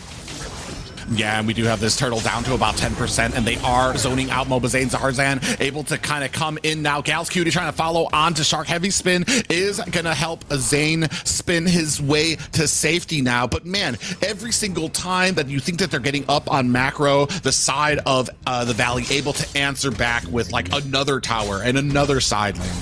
Yeah, they finally brought some, peel. Gauss Cutie has been landing almost all of those holy baptisms, making them count. Same thing with Yato, the combo between those two right now, the synergy that they both have with those enhanced chains and the holy baptism are just working well together. And Tarzan is always there, ready to capitalize on that moment. And then we still have to worry about Zia in the end game, but Basic as well. I think a lot of it's going to come down to if this stays at a standstill for this long, this much farther, it's going to be the positioning of these two marksmen. Who's going to be able to get who's going to be able to position themselves to get the damage a little before the next. Ooh. Yeah, we do have a pop-up. Hoon does take a decent amount of damage. This does have to activate those black shoes to go ahead and reset the health there. Shark in here doing shark things and being annoying to Ackerman, just pressing his advantage into the jungle and consistently giving vision here. Down at the bottom, Yureshi is pressing down in here, but Basic coming in to clean up these minions. I do want to say there's just so much aggression. It's only 8.5 minutes in. Yeah, heavy spin. He does get popped up there, Mobazane, but the rest of the team, here comes a circling eagle. Tarzan is latching onto Mobazane. I don't think this is the fight that he wants. He's gonna get taken out there. Hoon with the kill. Unfortunately, maybe a little bit of an oversight there. Yureshi comes in here, trying to take out Mobazane. He is able to get the kill. The rest of Ackerman, looks a little undecided of whether they want to press in. They do decide to reset. They're gonna go ahead and try to put some more pressure at the top of this lane. Yureshi definitely makes up for that though there. Like, we lose Tarzan, but then Mobazane also ends up going down. Yureshi finding a moment, able to dance around between 5 members and pick up that kill. So playing field still even. Shark now trying to do something on a Yato here. Yeah, Yato is being chased right now, the entirety of the Valley. Basic able to take down Yato, and Shark able to help Basic get pulled away to safety. Yureshi is staying at the front line. Gal's Cutie needs to think very carefully about how he wants to spend these next few minutes, as it does look like the Valley is going to go ahead and start on this Lord. The Valley does see, it does sense that something is amiss in the air. Gal's Cutie back to about half health, so just an immense amount of healing on that Rafaela right there, and we are just playing a baiting game right now. It seems like 4 members now of the Valley. It looks like they are trying to bait it out, trying to draw something from Ackerman. Are they going to take the bait? Yureshi taking a heap of damage. The Lord is down to about half health. We do see Fried Chicken and Yureshi duking it out. 10% left onto this Lord. Here comes the circling eagle, and we do have that speedy level. Zia able to pick up the Lord. Basic does take down Tarzan here. The rest of Ackerman is trying to disengage here now. Yato, a lot of damage onto him right now. I'm not sure he's going to be able to get away. Taken down by Basic there, and it does look like Zia. Oh God, you get the Lord, but at what cost? I mean, they were trying. Day, maybe? I don't know. They are going to lose a tower here either way. Lord coming down the boss side, and Basic should be able to make quick work of that if he wants to. It looks like Shark's going to handle it himself. And here's the problem right now with these gold laners. Basic has the range, man. Zia has no way in. Was able to take that Lord, which is huge. Like, we definitely didn't expect that. But the thing is when it comes to these team fights, Basic on this Clint has such a range over Zia. Zia has no way to get up close and personal, and that's what you need from this carry. So the only option that Ackerman has, as this game moves forward, I think, is to kind of wait for Zane to come in, is to kind of wait for Shark to come in, so that Zia doesn't have to go in himself. himself. He can kind of play the distance and melt down that front lane, but he's not going to be able to make a play on the engage, right? He's going to have to respond and wait for the Valley to come to him. Yeah, and not only that, we are seeing basic. Oh my God, Mobazane. Yeah, but when in trouble, the Holy Baptism is enough to stun him. Zia is able to go ahead and clean up Mobazane, Yureshi, and the rest of Ackerman, pressing their advantage here. It is a 3v5 here at mid, but it does look like Paquito Fried Chicken is going to be coming around for the flank, kind of testing and being patient there up at the blue buff. And back to what I was saying here, you know, Basics 4-0-2, literally almost has all of his items. We're going to be seeing him play a key factor. That's why he's carrying all of the buffs right now. Yato trying to put some damage on, but Shark's there. Yeah, Yato tried to come in with the hands chains, but Basic just has too fast a hands, able to go ahead and dash himself out to safety here. Down at the top, though, Yureshi trying to contest this, but just taking heaps of damage from Fried Chicken in reply to that right now. Yeah, and Paquito right now, like Fried Chicken, really stooping into that damage build with that Hunter Strike. Gonna match real well with his passive. We also have the Malefic Roar to help deal with Yureshi, right? And then a little bit of sustainability with that Bloodless Axe. Now, my guess is we start going tanky, maybe pick up that Immortality, something of that nature. Maybe the Anti-Cuirass, something to deal with Zia here. But overall, he's leaned a lot more into the burst, and we're gonna see him play more from these bushes, kind of play a bit more ambushy, like we saw last time in that last Lord fight when he targeted onto Yureshi here. Now, Yato, Zia, very squishy, right? No tankiness at all, and that's what Basic is going to feed on. Yato takes one hit from that first skill, and then the passive strike from that Clint, he's brought down to lower than half health. It is going to be a problem, and they need to work around it, but Lord is up now, Private. Yeah, it's a waiting game right now. We have the entirety of the Valley basically hiding in that bush, taking this Lord down to about 2/3 health here is Ackerman trying to dodge it out. They are going to latch on the Shark. They take the bait. Here comes Mobazane and the rest of the Valley latching on to Tarzan, who is able to Shadow Assault his way to safety. Circling Eagle is not enough to finish him off. Zia gets the kill on the Shark. Here comes a falling Star Moon from Yureshi. They have the Valley on the run right now. Basic taking a ton of damage is going to go down right now, and there's Fried Chicken in the backline, able to take down Tarzan. Hoon goes down. Mobazane might be in a little bit of trouble here. Galcuti goes down as well, as Mobazane able to get back with a sneeze of life left on his health bar here. And we are at a 3-2 game here right now, with Ackerman in the lead, potentially able to pick up this Luminous Lord. Yeah, but they don't have Retri, and if Zane can get here in time, they need to melt this thing down fast. Zia is doing his best. Look at Fried Chicken here. The flicker. Oh! Yeah, he comes in, he gets popped up for his trouble. There's Zia able to get the kill onto Fried Chicken. Yureshi able to get the Lord right now. We do see that Shark and Zane are on the run right now, able to get the flicker to safety. Is a Shark there. So a great game right now. A great amount of pressure has been mounted here for the side of Ackerman.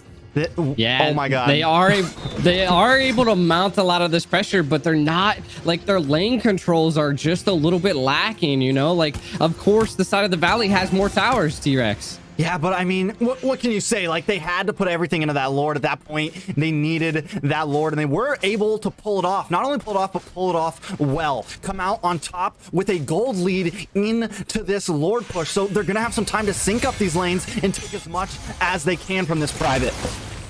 Yeah, and right now we are charging. Oh, Yato gets taken out. This is not what you want before you start your push, especially before the Lord gets there. We do have a tower going down as well. Luminous Lord down at the bottom. It does look like Zia and Galsky are going to try to help and push with this Lord, but we have 4 members right now. We have the Holy Baptism going wide. Here comes a heavy spin. Zia is getting out of dodge right now. Not trying to get caught by that. Tarzan coming in. Falling Star Moon. Yureshi is coming in. We are diving into this tower. Tarzan going to get taken out. Shadow Assault is not enough to save him. And this Lord goes down before it reaches the inhibitor, but a good push nonetheless for Ackerman. It does look like they are not done yet. Shark coming in here onto Gal's Cutie. I'm not sure he's going to be able to get away here. We do see Fried Chicken a little bit of trouble here. Yureshi comes in. Falling Star Moon does miss wide, but back at the action. Fried Chicken. Oh, wait. Actually, yeah, Fried Chicken did get caught. I don't know what he got hit with, but because he looked like that Falling Star Moon did miss here. Shark in a little bit of trouble here, trying to come in to provide a little bit of that support and speed boost to Mobazane here, as the rest of Ackerman's trying to reset and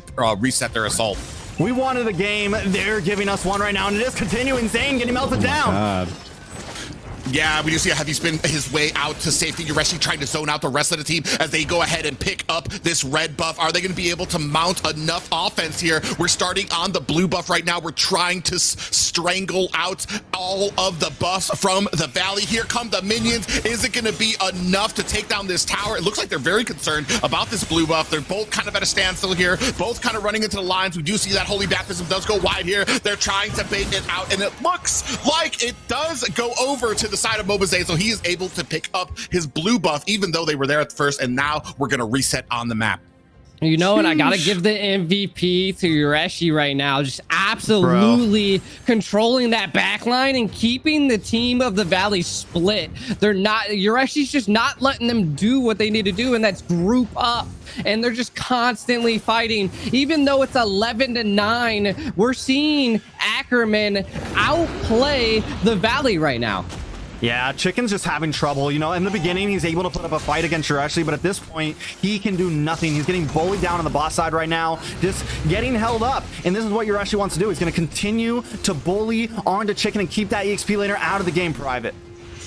Yeah, we are going to go ahead. We do see that the Holy Baptism does land on the Shark. It's not going to be enough to kind of start off this team fight. We do see Yureshi coming in with a falling star, moon circling eagle onto them as well. And we have a heavy spin now. A lot of damage coming onto the back line. Zia might actually be in a little bit of trouble. Takes down Fly Chicken with the help of Yato. We are at a 4-5, a little bit of a backup here right now. This is the perfect time to take out this Lord, and the Valley is not, or the Ackerman is not wasting any time. The Valley kind of getting zoned out here. Do we have enough? Here comes another falling star moon. Yureshi trying to push on. It was a bait. Tarzan trying to press on. Okay, I guess not a bait. It's a double bait. It's a double going back to the Lord. We do have a pop-up onto Mobazane. A decent amount of damage. Another falling star moon. He is able to get to safety, but this Lord is going to be going over to the side of Ackerman. There's nothing they can do about Yureshi right now. There's nothing. No. This man is in their face at all times. You shall not pass. This man is stopping them in their tracks. Playing an amazing game, and even the rest of the team, Zia, starting to really stack up, lay down that damage, and Zane just can't get in. Shark just can't get in. Even Fly Chicken almost gets the huge pick there, but instantly gets knocked up and melted down. This could be a problem with another Enhanced Lord coming down the map now. What could be changing the tides, though, and I kind of wanted to go over this because while the Lord's coming, is that now the Valley was lacking a lot of anti-heal, and Mobazane did just pick up one. Let's see if it actually pays off, because the problem they're having is that Wrath, the sustainability, there's just too much, and they can't get in there. Fried Chicken's always going down so early, and there's just not enough anti-heal to get rid of that sustainability here, Private. Yeah, and right now we do see them kind of vying for position here, trying to stand out, get a little bit of a bait onto this orange buff right now. We do see it go. Zane was not able to get that. Yeah, Zia was able to get it. Or Tarzan was it? Yeah, Zia able to get it. We have the Luminous Lord down at the bottom. At the mid, Yato able to take up that mid tower. We are left to only inhibitors right now. Knock, knock. Here comes the Lord taking down that bottom inhibitor tower. We are trying to press our advantage. We move on to the mid with the side of Ackerman as they come in. Yureshi in with a falling star moon is trying to zone out the rest of the team here in the back line. Zane comes in, trying to bait out some abilities here. Look at all this damage onto the tower right now. A pop-up onto Zane. Yureshi putting on and sweeping motions, taking out the second inhibitor, have Ackerman, and they're going to wisely disengage. I love the disengage there, too. I love the fact that Ackerman... I love the disengage right now. They're playing it smart. They're keeping it simple. They know what they need to do, and they're not biting the bait. They're not pushing too hard. Definitely evolving from the beginning of the series until now, starting to become an actual threat to the Valley, G. Yeah, and I mean, they did hold off that push, though. But the thing is can they keep it up? The side of Ackerman is doing what we needed to see. They're not giving them any breathing room. And, of course, they're not getting caught out. And they're catching the Valley. As you can see, Tarzan coming in, showing a lot of presence and just giving the vision. And now they're going to be zoning to keep this Lord 16 seconds in. And I think it's going to be, it's going to be this Lord is going to make it or break it here for the Valley. Yeah, it's not. I mean, and how do they're going to try to contest this? I feel like they do have the Clint that could defend possibly the Lord push, but it's not going to be easy. Zane is not going to just let this go. Look at Gal's positioning right now. Zane coming in private. Yeah, we are trying to jock for a position, maybe trying to bait a little something out here. Shark does latch on. Both roams here at the mid. A hiding game going on right now, but Yureshi trying to clear out this lane, and it doesn't look like Fly Chicken is in a position to go ahead and clear that out. Oh, but we might be in a little bit of trouble. Ezreal, look at Gal's Cutie, not even getting caught here. Basic does notice it. Yureshi taking a heap of damage, but up here at the Lord, they are starting. Mobazain in a little bit of trouble here, does dodge away from that holy baptism, but enhanced change does go a little bit wide there. We are at health right now. Flicker is used to go ahead and get away, and now suddenly we are seeing the Valley in a good position here. 1/3 health left on this. We are starting to push now. Here comes a heavy spin right now. We are trying to get the Tarzan, able to get the Lord right now, and it does look like Zia goes down to Mobazain there, and he is able to trading lives right now. The four teams right now, Basic able to take down Tarzan, and we might want to disengage here a little bit. It is 4 versus 3 right now with the Luminous Lord coming. Not just the Luminous Lord, but the strongest Lord you're going to be getting here, that post 18-minute Lord. Yeah, we're sitting at 22 and a half minutes, and with so many members of Ackerman falling in that push, I don't know if they're going to have the finishing power right now. They don't have Zia. They don't have the damage. The thing is Basic is still on the side of the Valley here, though. Big knock up. Yeah, we do see Fried Chicken getting a holy baptism for his efforts into that bush there. Only 3 members left there. 18 seconds left for Zia to get up there. Maybe if we can force a wall around this Lord to kind of stave it off until we can get our members up here right now. We do see a little bit of a flank play trying to come here. TV, we do see Yureshi coming in, does miss wide with that pop-up on the Basic, does get him taken down, and we do see that enhanced chains.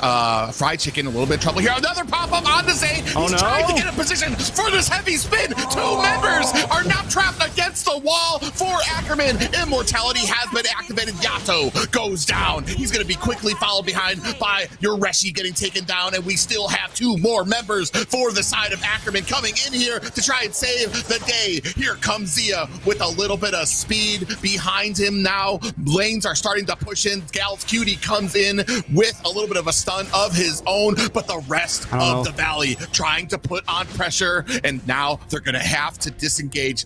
Didn't lose too much there. I was worried though. I was very worried about Ackerman there. I was like, don't keep going. Don't keep going. You're down 2 people. Do not keep going. They have 4 in their base right now. Luckily, they do pull themselves out of that. It could have gotten very messy if they stuck around any longer. Yureshi finally taking a death at 24 minutes. The game at a standstill. Everyone maxed items out. We are at 25 minutes in, and it's going to be a full 5v5 for this next Lord G. I feel like what's really turning the tides right now is that we do see a lot of the Valley. They're already getting rid of their boots. They're now trying to go into straight items and just go into kill mode. They're trying to do it. Basic actually just rebought boots. So it's pretty interesting that they decided to sell the boots and then go back to it. He might just be trying to do that to have a defensive comp. Fried Chicken is the one that is more checking bushes right now. Man, they're just, the sustainability by Ackerman is just too great for them. They picked up some of that anti-life steal, but I just don't know if it was enough. We're gonna have to see them secure a Lord for the tides, these waves to stop crashing into each other, and for a wave to go to one direction this time here, Private. Yeah, they see this Lord is up, and as Yureshi doing a good job of trying to clear out these lanes on his way over to the Lord here. We are trying to bait it out. Doesn't really look like anybody really wants to commit. Yureshi in a little bit of trouble here, does get caught by Fried Chicken, and we do see him having to back off here, but he's gonna go ahead and latch onto this lane and possibly go ahead and push it.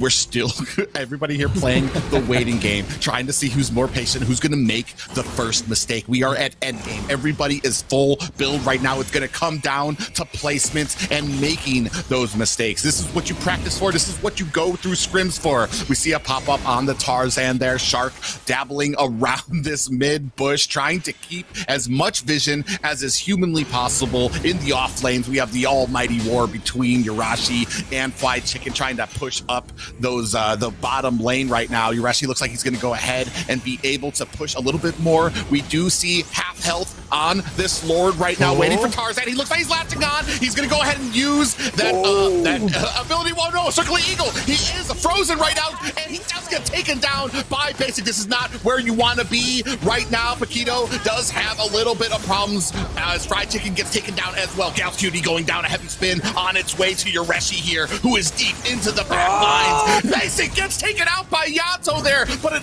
immortality is activated for Zia, who's going to be able to get out of the way. Circling Eagle onto Zia, who brings Hoon into the party as well. Yureshi comes in, but this is not the fight that you want. Yureshi? Possibly. Look at, yeah. And he does miss wide with that falling star moon and is going to think twice about a fight versus 3 Valley opponents. You know, Yurashi keeps cutting this lane down in the bot, or pushing, macroing the bottom lane, right? And they need Yurashi in these team fights, man. He needs to be able to zone away Mobazane. He needs to be able to zone away Shark when they're trying to take this Lord. Not only that, but Tarzan really Ackerman just really forcing the Lord, like wanting to be the first ones to engage it, when I think they should just be patient. They have the lane advantage. They have super minions coming in, but will Yurashi get the steal here? Yeah, he's trying his best here. 1 man against 3 members. Mobazane able to pick up the kill there, and the rest of the Valley gonna wisely disengage. But we have a Luminous Lord barreling towards mid and a gaggle of minions at the Valley base. A gaggle. It's not gonna be easy to defend this, G. No, it's not. And I mean, again, we're seeing that the Valley is just playing a little bit better and when it comes to these team fights. And I feel like it's going to be a full frontal assault with this Lord coming down here. But we are seeing them stack it up. I think if Zia can keep the peel on this Lord, they might be able to defend it. And it's going to go in again.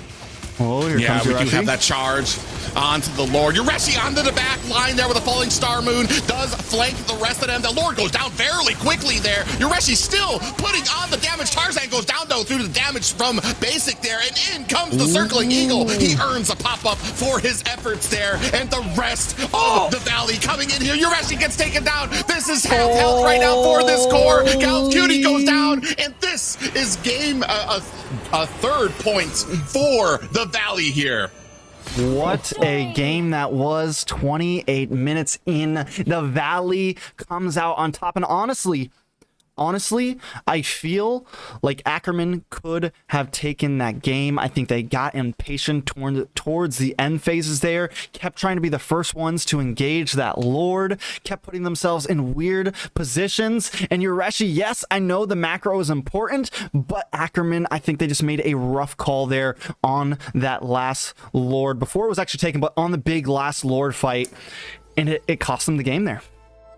Yeah, it comes down to that stamina. I mean, we were 28 minutes in and there was just fights left and right. Macro plays going to the left, you know, Yurashi just diving into the back line, causing so much havoc, splitting the lanes, Fried Chicken going down. There was just so much that was going on that we seen from the side of the Valley and the Ackerman, and it was insane. And I just think that the Valley had more stamina, and in the end game, they were able to just take on the team fights with more precision. On the side of the Valley, especially as we get to that max level full items, that is probably the most dangerous part for a tank arena.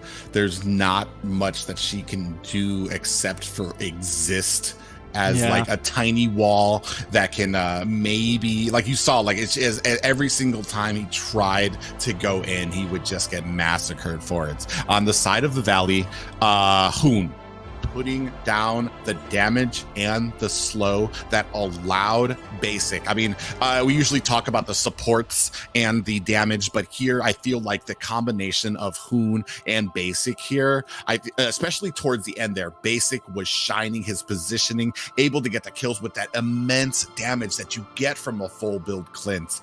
And it shined there.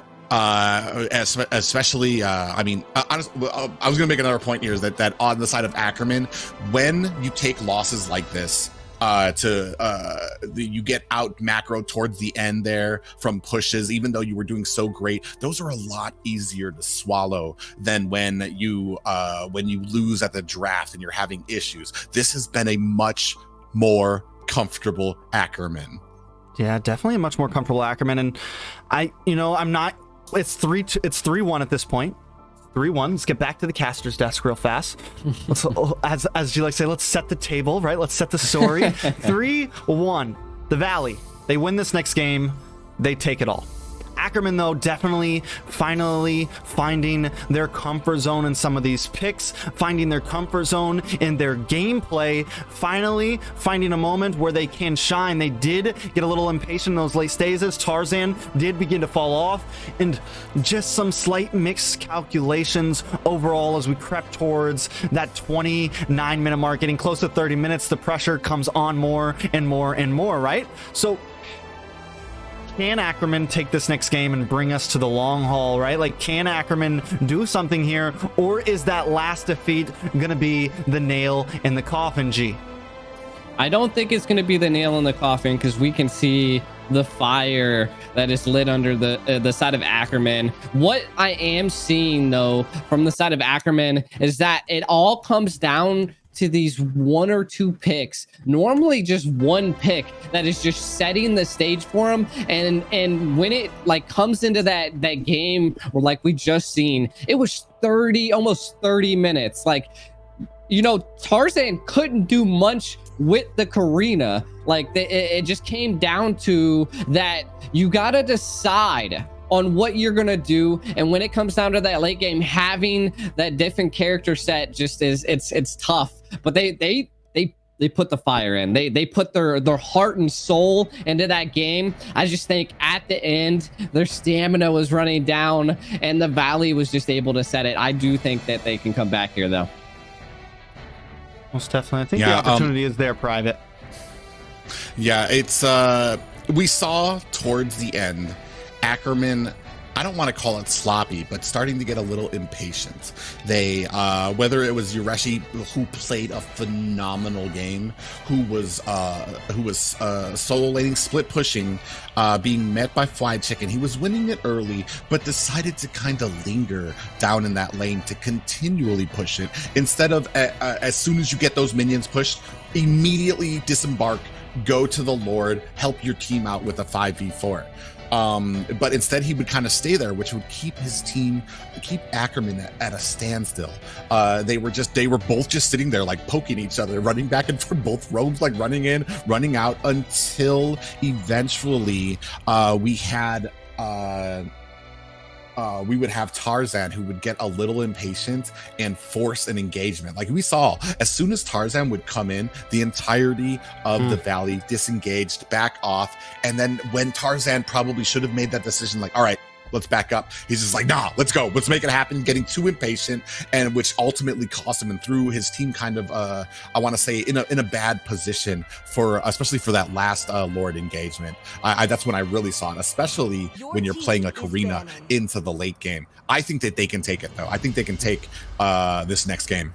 Yeah, I just hope that, like, that last loss doesn't steer them off course of how they've been drafting, how they've been playing in these past two games. Because like I said, I think they could have taken that last game. The possibilities were right in front of their grasp. They just missed the mark by, I'm talking centimeters, right? So I think they need to keep up that style, keep up what they've been doing these past two games, and just get it down to a T, right? Get it down to a perfection, make it an art, and make it work. We've seen now the possibilities are there. The Valley does bleed, right? We know it happens.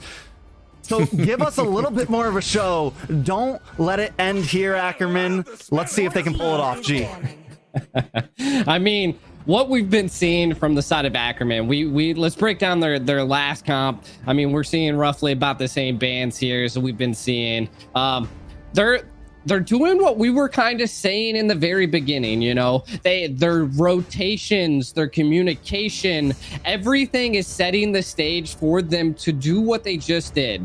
Like, they were executing it to the T. They weren't letting the Valley breathe. They were just showing the tenacity that we love to see from Ackerman, but the Valley was also giving it back. Again, like I was saying inside of the match, like, it was two giant waves. We were in the River of Dawn, and there was massive ocean waves clashing, and neither one wanted to give up. And we need to keep seeing that. And we got like someone on the side of Ackerman or even the Valley, you have to see those the person that's making the play, just like call it. Give me that play that turns the tide, that cuts that wave right in half. And we were seeing it sometimes. from the side of Ackerman, but I think it just came into the late game, and just the Ackerman needed to end it a lot earlier than they did. Again, going into what we're seeing bands wise, the Julian, the Diggy, the Franco, to me, it possibly I'm probably going to see a Kai from the side of Ackerman here, because the Kai played a crucial role in being able to control a lot of the lanes. We just got to see what they can do here, though, Private. Yeah, I feel like one thing that has been for sure is that this Rafaela has become an answer. This Julian taking that off the board for Hoon has become an answer that has evened out this platform just a bit for the side of Ackerman. This is what I've been saying. This games are coming down to the draft. Can you take away some of those prime things from your opponents? And I feel like Ackerman is starting to learn a little slow here right now, but they have learned, and they are starting to find what works for them. Claude getting taken out there as well. It's very interesting here too that the Valley giving them first pick again, definitely banking on those second two positions that they're going to be getting here as we move into this last ban of the first half of this draft period. I think they were really questioning if we wanted to let the Valentina through, right? like they let the Ferramis through that one game. I think that was like the big question. Zia gonna lock in this Beatrix immediately. So my guess is, does Zane pick up the Akai once again? Is that what we're gonna be holding strong onto? Same thing with Shark. The Matilda has done well, but are we gonna spice things up a little bit from the side of the Valley here, G? I mean, don't play with my heart. Yeah, let's not turn this into a sing fest. But yeah, no, like picking up the Ballmon, I think they're gonna try to end this. The Ballmon's a good pick. I want to see what they're gonna possibly pair the Bia with. Again, Raph showed like it was a great pick, because from the side of the Valley they didn't have that anti-heal building in. Oh my god, I was seeing this in a lot of the games. The Masha only got banned once out of all of these series, and now it's actually showing it here in the end, possibly. Yeah, early game pressure from the Balmond needs to be answered. We're gonna, even if we pick up, if Tarzan picks us up, there needs to be an answer, whether that comes in the form of a Benedetta, something else, maybe even well, maybe not to Kimmy or something, but something early to put the pressure on to Moba Zane, because that is the only way you're going to be able to stop him on this Balmond from getting that early lead into the 5-minute mark, where they just start snowballing. And we see that Gal's Cutie going to go ahead and take away that Matilda pick.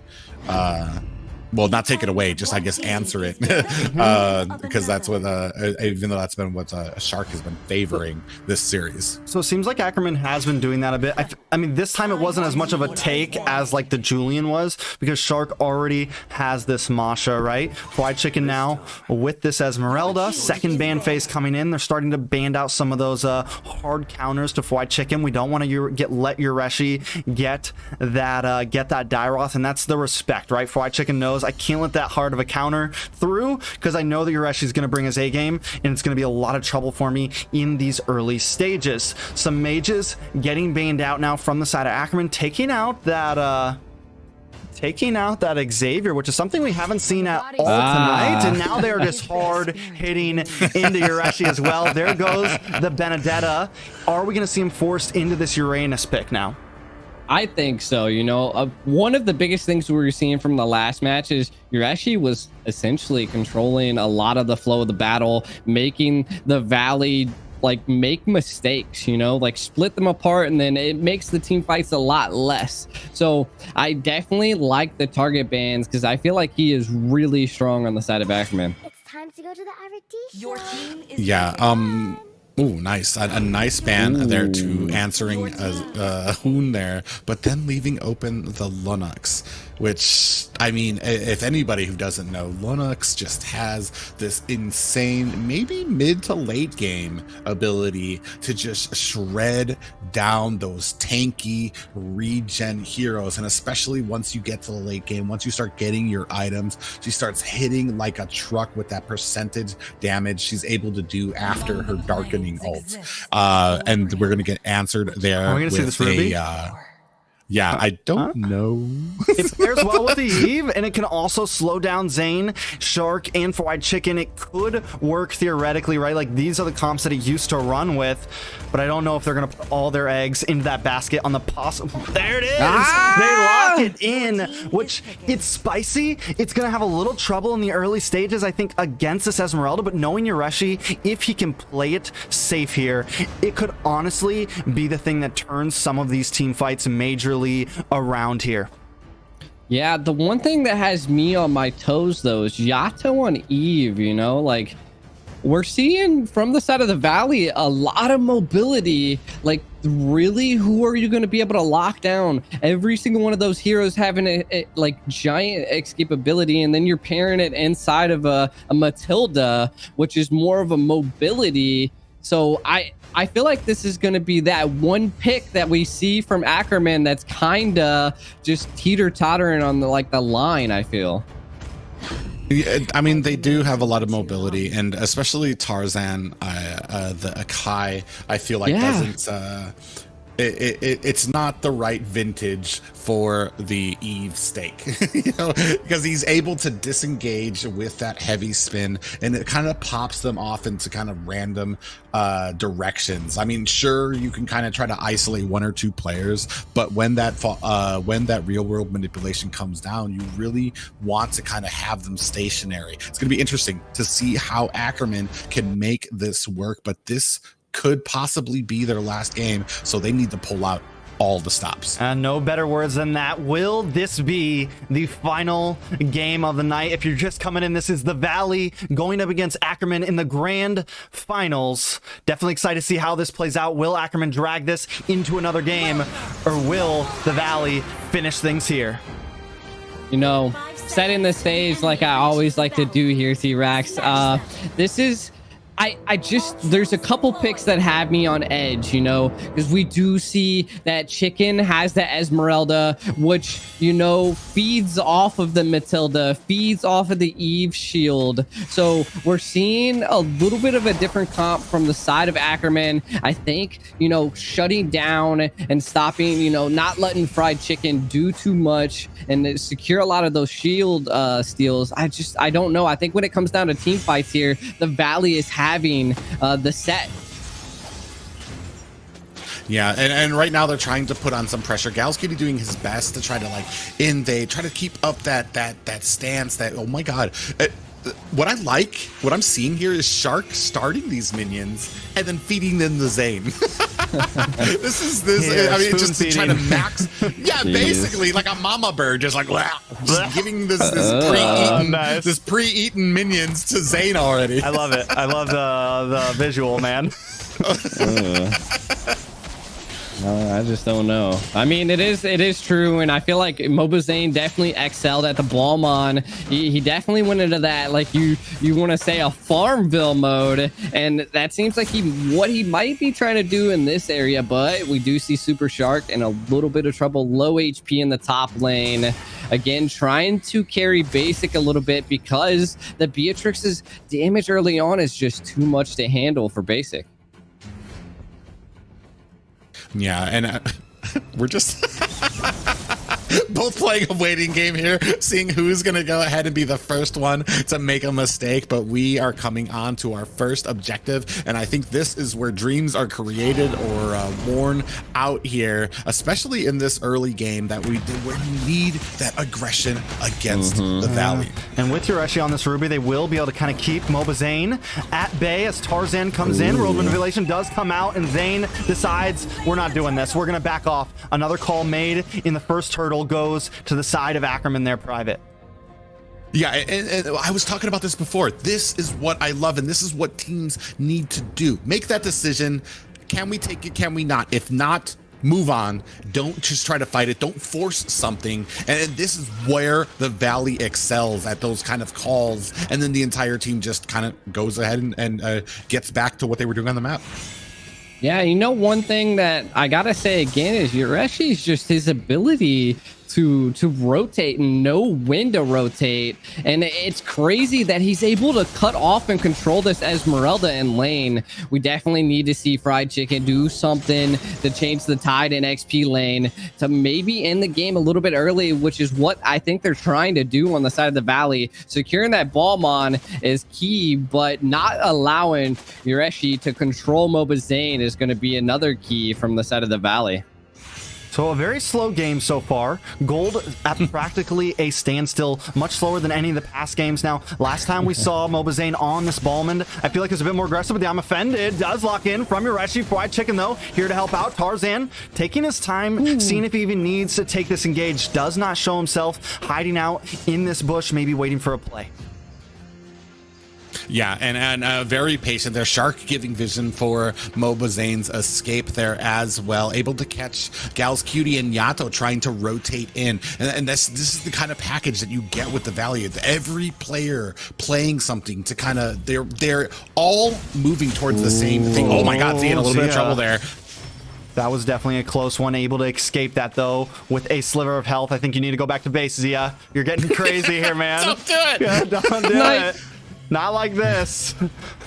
Ooh. Oh, Basic. But able to control it, though. He's going to get away from that one. Turtle, though, is up. Tarzan, Yato, Gal's coming in. Mobazane does not want to surrender this one as easily as last time. Yureshi and Fried Chicken. Super Shark also entering into this fight. Turtle about half health. Hoon is here. Gets hit by the I'm offended. Fried Chicken, World Revelation comes down. I'm pretty sure Zane secures that Turtle, though. And now Zane is on a roll. Trying to come in onto Gals. Decides to back off. Tarzan with the heavy spin onto Fried Chicken. Gets the knock up. Gal's Cutie trying to output a little bit of damage along with it, but still no deaths on the board.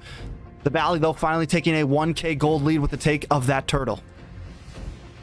Yeah, and I mean, again, this is what the Valley needed to do, especially having the Ballmon on your side. You need to just kind of focus on objectives, and I think it all comes back what we were saying in the very beginning. You know, Mobazane has to go into Farmville mode, already picking up the Cursed Helm. You see Masha already going into the Molten Core, and then the Lunox Hoon able to pick up the clock. So we'll see them probably scaling here, but Mobazane is in deep going after Yato. Very, very close there. Mobazane not quite able to get the finish, though, as Ackerman backs off just in time. Tarzan trying to find an angle, doesn't want to lose his camp.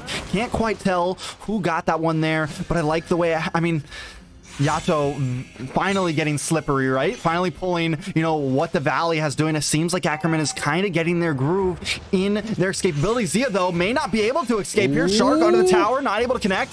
Oh, no. From the backside, does Ruby DD in and gets that pick on to Zia. Will he be able to get away from this? Gauss Cutie wants to chase him down. World Manipulation comes out. Hoon goes down. Basic on the chase. Force now in the spot, in the mid here. Going to take a couple tower shots here, but will escape. A nice response from Yato with that World Manipulation, though. Yeah, able to catch them and make them and punish them for how deep they were into their heavy spin on the MOBA Zane, way deep into that tower. I guess just trying to zone him out so that they can go ahead and pick up that mid tower. Oh, Yureshi, though, able to flicker. Zane wants to chase him down. Tarzan is here. Yureshi with the able to get some life back with that lifesteal. And now Zane is on the run. A wonderful combination outplay from Tarzan and Yureshi there. Yeah, but while all of that was happening, we did see, Chicken in the bottom lane just able to secure that bottom tower, and that is what happens when you rotate. But the turtle is here. Yeah, and it goes to Zane there. And yes, he takes the bottom tower, but they lose the mid tower. So a fair trade down in the bot, though. Fried Chicken almost getting the outplay onto Zia here. Zia with the dash, using Nibiru's passion, but it's taken down 1v1, going down to Fried Chicken.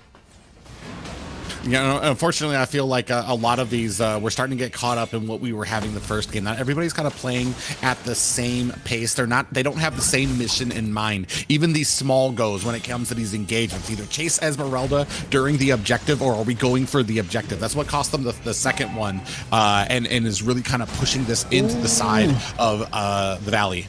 And Tarzan almost goes down there as well. And, that right there is a perfect example of what you just said. They're getting a bit more split up. Not as much, not as much taking these fights as a team. And the Valley is going to capitalize on that G. Yeah, and we do have to, again, what was saying, falling into that Farmville role. We're looking at, of course, Tarzan at 4,000 gold, what was saying at 1,000 gold more. So we're looking at sustainability here and the gold difference jungle wise. Not only that, Zia able to pick up Basic actually able to pick up that Demon Hunter, the Wind chant as well. So we're going to be seeing probably Basic popping off here, taking out a lot of that tank ability that they have on the side of Ackerman. Oh, Yureshi just misses a big I'm offended on Zane. Zane almost challenging him to use it, waiting to use that dash and get away. Now Zane gonna come in and try to contest this blue buff. Isn't able to take it. The heavy spin locks in, but he's able to escape through the back end. Yato bringing out that World Manipulation, but does not catch anyone in that net. And while this is happening, Basic melting down another tower. Fried Chicken and Zane now on to Tarzan. Tarzan brought down half health. Yureshi is here, though. Nibiru's passion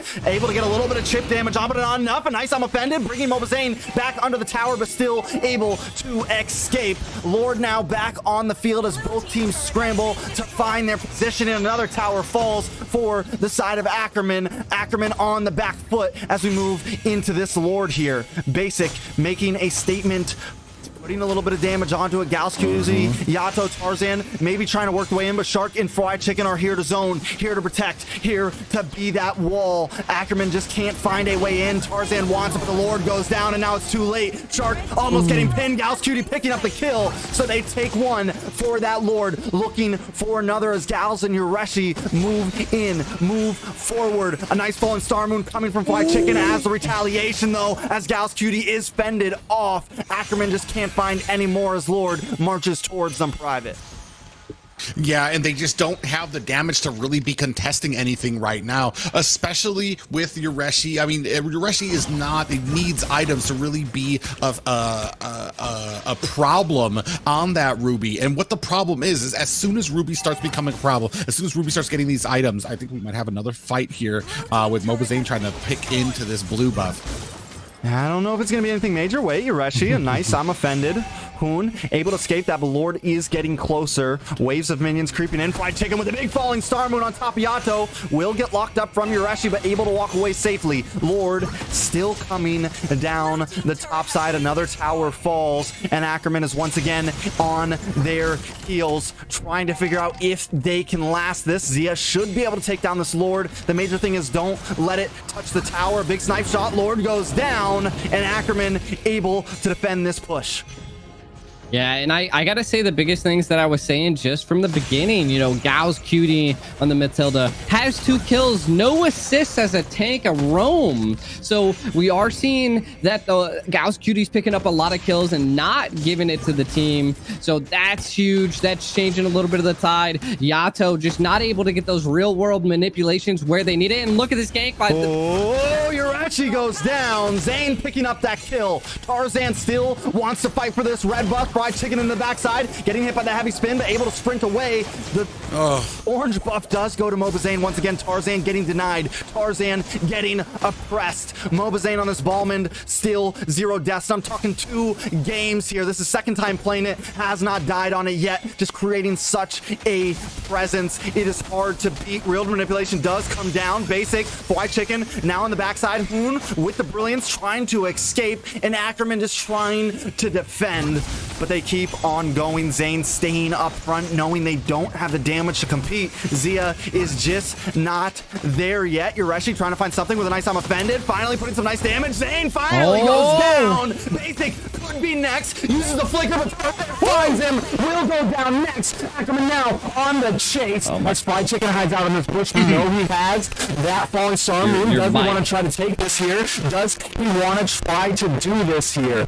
Now the rest of the team is coming in. Ackerman, Urashi locking up Hoon. Hoon goes down. Fried Chicken could be next here. This is big. Tarzan continuing to move in. Ackerman might just take this. They're continuing on the push right now. Minions all over in their favor here right now. Fried Chicken actually might be in trouble. Just all gets taken down now. And we have 5 members to 3. How did they just turn this around? Yeah, I mean, it all comes down to, you know, again, we're seeing Zia now picking up, you know, the Hawes Claws, being able to have more sustainability and tied in with Urashi there. And what we're seeing from the side of the Valley is that they went for more of the offensive, trying to end this game very early. And I think it's coming down to, again, they just don't secure enough anti-heal, and their sustainability from the side of Ackerman is just there. It's like they can't beat it. Did I break my mic, minus? guys? Did I break you broke your mic. I broke my blew mic. my ears out. Too intense of a game. All right, we'll bring it down a little bit, or back up from the mic a little bit. I think maybe we got a little too loud, too close. The Valley, though, is finally on the back end here. I mean, they do have the damage to be able to melt down this Lord, but Ackerman is hungry. Will we see another game here? Yeah, but here's the problem. Hoon is going to be a huge problem as we start getting later and later into this game. Already having Lightning Truncheon and Clock of Destiny. He's just looking for that Holy Crystal. Here down comes the real world manipulation. Yeah, Lord is here, knocking at the door. Yato with the real world manipulation. A nice I'm offended on to basic there. Out comes the Soaring Eagle. Shark taking a lot of damage. This time, the Valley is on the back foot. Fried Chicken trying to find something here. Not quite able to finish it. Zia still up. Has the shotgun. Gonna flicker in, burst down the bait, and the game. Wait, it's still up. No, the game goes to Ackerman. 3-2. This is huge. Wow. This is what I was saying. Let's go, Ackerman. A lot of aggression there right from the back, on their back foot to defend. Ruby gets a good I'm offended, takes down 3 members, and then the rest of Ackerman keep on pushing into the lane and never let up that pressure. This is the Ackerman that I came here to watch. Yeah, and I mean, I was talking a lot, like Ackerman definitely made me eat my words. They played that very well. I didn't suspect, the Matilda to play a role, the Eve to play such a good role, but it did. And I'm glad, they made me eat my words. So GG's. The biggest thing that I do have to shout out that I'm now seeing from the side of the Valley after looking at the comp here and the ending at 14 minutes is that we really didn't see too much control, but besides like the Valley, they didn't have much CC, where we were looking at a lot of CC, a lot of crowd control, a lot of zoning by the side of Ackerman. Yeah, a ton of zoning from the side. I mean, they were just able to, I think the spike finally came from them. The damage finally locked into Zia. Not only that, but Yureshi was able to get an amazing I'm offended in there, able to lock up the team. He had, once he got the sustainability in, he could be that front line for the team. It just took a bit of time to get that locked in private. I gotta settle down right now. I'm so excited right now, especially that last one. Just I love this is because this is what they need to do, and I feel like Ackerman smells it in the air. They know what needs to be done. The intensity, the aggression, a little bit of a setback, and I feel like that almost proves even more is because they were down and out, having the Valley push in for what looked like a game-ending Lord, but still able to keep their wits about them, get a nice I'm offended from Yureshi there. The rest of the team came together, pushed in, not only pushed in, but pushed all the way to the inhibitors of the Valley there. Man, maybe 1-1-4 for Yureshi this time, but I mean, bro, like, what a great game there. Galscuity doing a decent amount, snatching up that MVP as well. And I'm not gonna lie, Yato survived a lot. He didn't take a single death. I was very surprised because I was scared. I thought I saw a lot of engagement from the side of the Valley, and I was wondering, would Masha be able to break in there? Would a falling star moon land on Yato's head? Would Hoon be able to kind of burst through? They never really, you saw Hoon just picking up that holy crystal.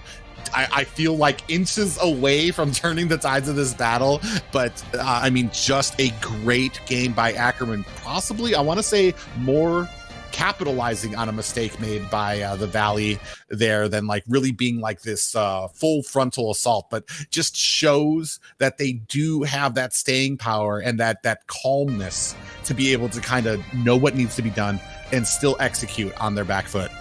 Yeah, definitely executed. I mean, we couldn't have wished for anything better, right, guys? Like, we could not have wished for anything better tonight. We are now at game 6, best of 7. Ackerman, I mean, for 3 games in a row, even though they lost, not this one, but the one before that one, 3 games in a row, Ackerman has definitely been on a bit of a roll. They've found that synergy, they found those moments, and now they are taking advantage of those huge moments. They're finally able to secure those kills. Hoon is not slipping away as much. Basic not slipping away as much. Shark and Chicken, all of them, they're able to finally, lock them down and make those moments count when they're able to take out 1 or 2 members from the Valley here, G.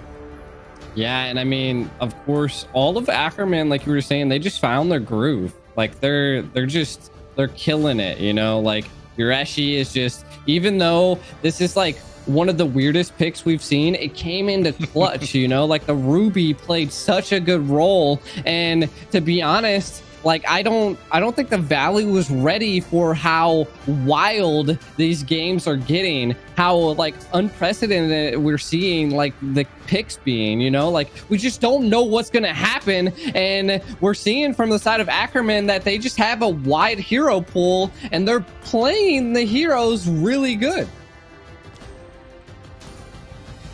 Yeah, and it does look like Ackerman's going to be going, or not Ackerman, the Valley again selecting second pick here, wanting to let Ackerman go ahead and kind of set the stage for them before they come back with a reply. But we're moving here into the 6th at the counting. It's been a decent long night. Yeah, 6 potatoes don't have fingers, right? The night. Private's forgetting how to count. I'm breaking a sweat. My hair's getting crazy. We are all in right now, guys. And so once again, is this going to be it? Ackerman really showing that they are ready to try to take it all. Second bands coming in. Ackerman on the gun, taking out that Julian once again, and this time Valley going for the Franco G. Yeah, what I want to see from the side of Ackerman is kind of what they've been doing, like the moment they're able to capitalize on the weakness from the Valley or the mistakes that happen from the Valley, they just got to continue that flow and keep going. From the side of the Valley, we're gonna, I don't know what's going on. I don't know if there's like fighting happening, if there's too many shot callers going on, what's possibly going down, but they're making mistakes. And the side of Ackerman is now taking care of those mistakes and changing the tide. Well, this isn't a time to be to get a little too ahead of ourselves. I mean, Ackerman made a pretty decent amount, especially in that early game, and that's why I said, and that's why I was so proud of how they were able to kind of pull through in the end, because that early game, that was all Ackerman making a ton of mistakes. There were a few times where it seemed like Tarzan didn't know who he wanted to go for in these fights. In fact, he would turn around halfway through chasing somebody to go for to switch to either to basic or to Hoon or to Shark, and then go back to Mobazane. Did we just miss a ban on the side of Ackerman here? It's a risky plan. Let's see how that plays out for them. Obviously, probably possibly an issue with the I think we had an issue. I think we had an issue there. Yeah. Hold on, let's jump back to the caster's desk. Try to figure this out. Yeah, so like as I was saying, while they go ahead and figure that out, like there were still plenty of mistakes when it comes to who you want to go for, what your team is aiming for, and I think that really it shows, especially against a team like the Valley. You cannot have those types of mistakes against them because they're going to capitalize every single time. But like we've been able to see, the Valley is not immortal. They're not this just like impenetrable force. They bleed, they can lose, they make mistakes of their own, but you need to be at a level to be able to see them make those mistakes and capitalize on it if you want to be successful here. And that begins with pressure and aggression on them. Yeah, the pressure, the aggression, the zoning, and one thing that I do feel like that they're doing good this time around as well, Private, you know, is that they're sometimes making the Valley fall into their hands. You know, they're pushing them into the direction that Ackerman wants. Sometimes we see that they pull back and then force the Valley to, you know, come to them. And that sometimes they have to do that. And another thing that they're doing is that they're stopping Mobazane from being at complete control of their jungle and his jungle, you know? So all of those things stacked up, we're seeing some craziness go down, that's for sure. So basically there was a big lag, and they weren't able to get their third ban in. I'm pretty sure the side of the Valley is on the same page. They called it as a Diggy ban. I think if the bans continue, then that will play out. I'm hoping that everything stands as it is, or we'll just do a redrop ban. But it looks like the teams are all on the same page here.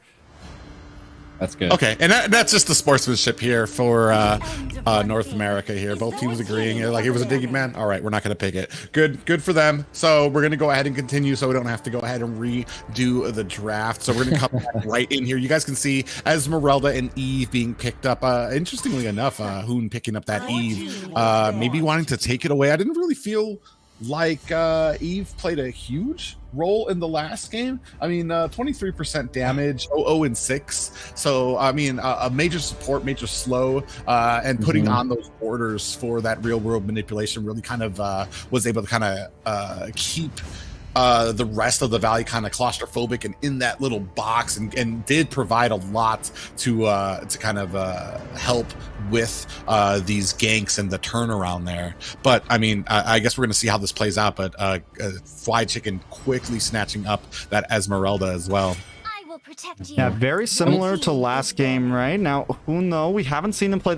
I've seen him play Eve, I think, earlier before the season ended when he first joined up with the Valley. But again, Hoon definitely jumping into some different roles back and forth. Maybe not wanting, maybe taking that Eve just so they don't give it over to Yato again, because it did work well with the Yureshi on that Ruby. It did work well with even Tarzan on the Sakai, able to make some of those plays, able to hold them in that a little bit longer. So my question to the Valley is, what are they going to pair to match up with that Eve and not make it just, you know, a standstill target? Yeah, I mean, looking at possible mages that could pair up to it, I mean, Xavier's not picked yet.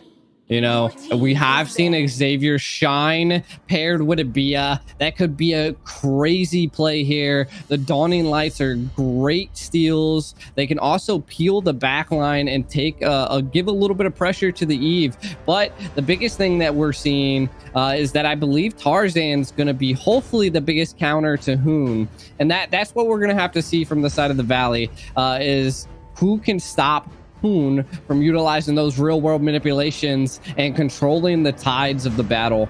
But what do you think, Private? Well, right now it looks like they're trying to take away the picks. The Valley's trying to take away those shredding picks and take out the Lunox because they're going to have a fat line with fried chicken here on this Esmeralda. Oh yeah, and a very good answer there because you know there was going to be something else tanky there, which is why that Lunox pick came out there. So they do that in answer to Shark, and we're going to see if we have an answer. I mean, maybe a Uranus to kind of help out. I just don't know if Uranus has that oomph. Oh, okay, I guess not. I guess we're doing I think we might have to redraft because they wanted a Diggy ban, and yeah, I guess Shark didn't get the memo. Yep, and here comes the Layla and Aurora picks. I did definitely, as much as I would love to see a Cyclops, we're probably going to be going into a redraft here. It'll be all the same picks until the Diggy. Yeah, we're gonna have to redraft things up and just get it all sorted out. We had a feeling this was gonna happen. I wish we would have just powered through it in the first place, but these are the things that happen, right? Whenever you jump online. I mean, these are the things that happen in any huge event. I think I've seen a few draft restarts in many of the tournaments I've watched. So that's what we're going to be jumping into here. Basic locks in the Kaja just to show, yeah, we're on the same page here. We are on the same page here, unless maybe that's what they really want to go. But so we are going to be redrafting, and this gives us a little bit more time to talk about what we're going to see here. The first ever Layla in the NASL. No, joking. Yeah, I'm very happy with what I've been seeing from Ackerman thus far. It's a lot of people expected them to get smashed or to be swept here, and I like I said, I know they have the potential. All of these guys are so skilled, have so much that they brought. Ureshi has been a monster in that XP lane.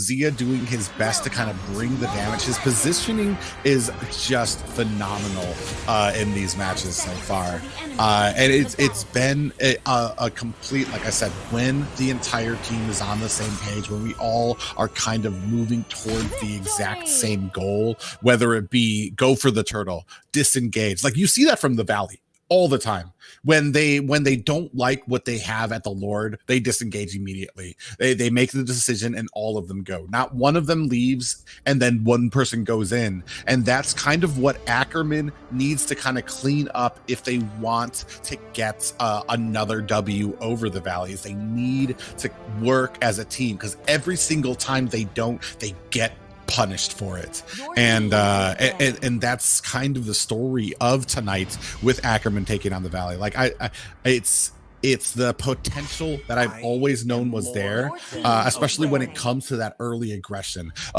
When it was Ureshi on that Benedetta getting that early kill onto Zane, we've seen how much I don't want to say rattles him, but how much it can set the plan of the Valley back when you have that early aggression that puts that pressure on the Zane early. And I think so that's a strat, right? Like, or honestly, I wouldn't even just pin them down to the like be aggressive in the early game. We've now seen them make plays. I feel like Ackerman has completely gotten a grips just on maybe close that skill gap a little bit, maybe finally, like I've been saying, found their stride here and are able to come in and even turn, like last time, turn games around, make plays that they haven't been able to in the past from the upper bracket series that they have up until now. So now I feel like we're almost standing on even ground right now. I feel like this next game that we're watching, I can't make a guess, right? Like I can't decide who I think is gonna take it.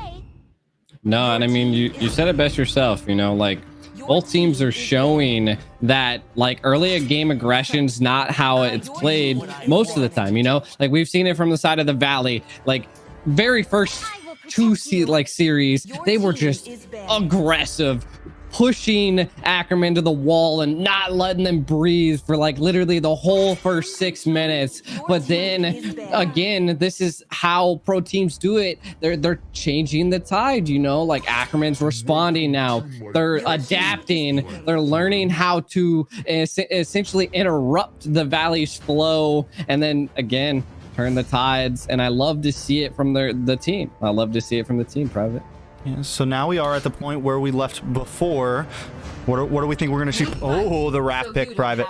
Your team is picking. Yeah, and taking that away from Ackerman there, and then it's gonna provide a lot of engagement for him. We saw how well Ackerman was able to do with it from those I want to say second and third, or no, third and fourth games. Ackerman with that Rafaela, just it evened the playing field for them. It let them get in, be aggressive, still have that sustain during the objectives, and then if they wanted to be able to peel back and away and get themselves to safety. And that was one, I want to say, one of the turning points. It didn't work out so well the second time they used it, but it's still becoming a staple for them to be able to use during these engagements here. So I'm wondering if the Valley's going to have that same type of success, especially with Shark. I don't, well, I mean, Shark, I'm not sure if I can call Raphael a waste of Shark's potential, just because I feel like he shines on those heroes that require all that micro, great positioning, skill shots and stuff like that. There is still the holy baptism on that though, so we're going to see how this plays out.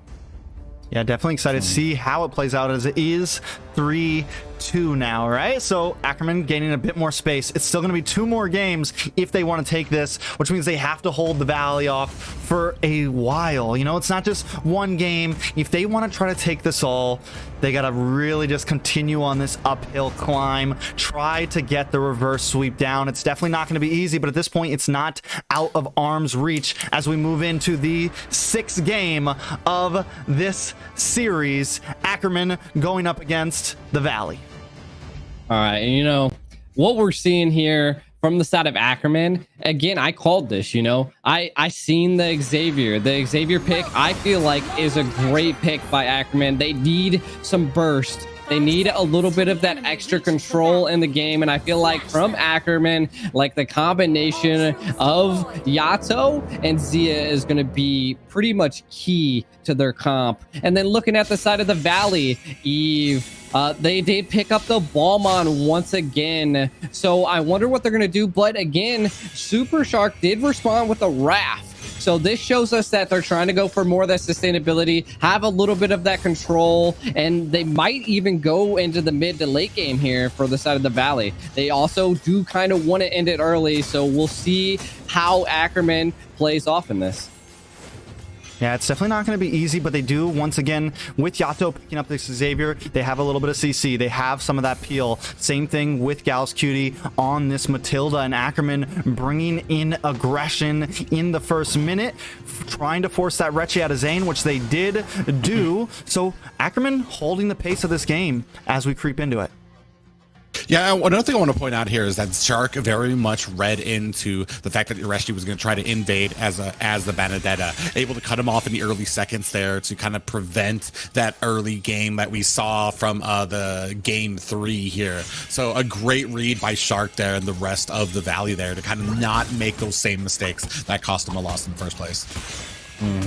And I just really want to see how, of course, like, we see how passive Ackerman plays in the early game, just because they know Mobazane is trying to invade and take Tarzan's jungle. And I feel like when they're able to get that vision to catch Mobazane, that's when they take a little bit of the stride, you know, they're holding them back. That's why we're seeing Mobazane here play a little bit safe, maybe try to cut off the mid lane here, and we might see a conflict. They really want it.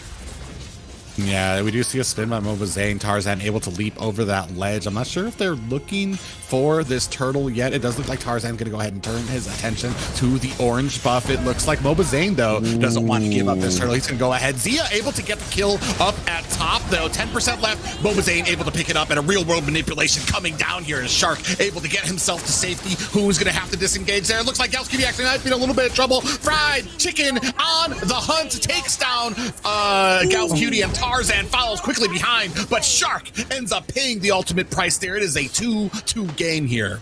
Yeah, 2-2, but overall, I would say with the loss of Basic in that gold lane, it kind of goes to the side of Ackerman there, though. Luckily, Mobazane does secure the turtle, so it keeps him a bit of a gold lead, but in the long haul of things, as we creep into the mid game, Ackerman could end up with a bit of advantage for that early kill onto Basic. Yeah, the early kill on a Basic is huge, and normally that is why Shark's up there, but Sharks are now trying to help out Mobazane. We do see him again being aggressive, taking a lot of Tarzan's jungle, but again, I think it's all going to come down to if Ackerman's gonna, Bansa or get some of that anti-life, because we are dealing with a Raph here, and I mean both teams are dealing with support tanks.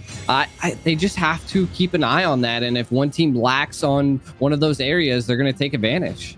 Definitely a lot of weight getting put on the shoulders of Mobazane here, right? On this Ballman, we're already seeing him trying to make up for that loss in the gold side by stealing away jungles, playing aggressively on the map, even when he is alone. And we've seen him on this Ballman. He does wonders on it, but is that going to be enough, right? Ackerman pulling themselves together, wiping the dust off their shoulders, ready for this game. Tarzan, though, in a bad spot.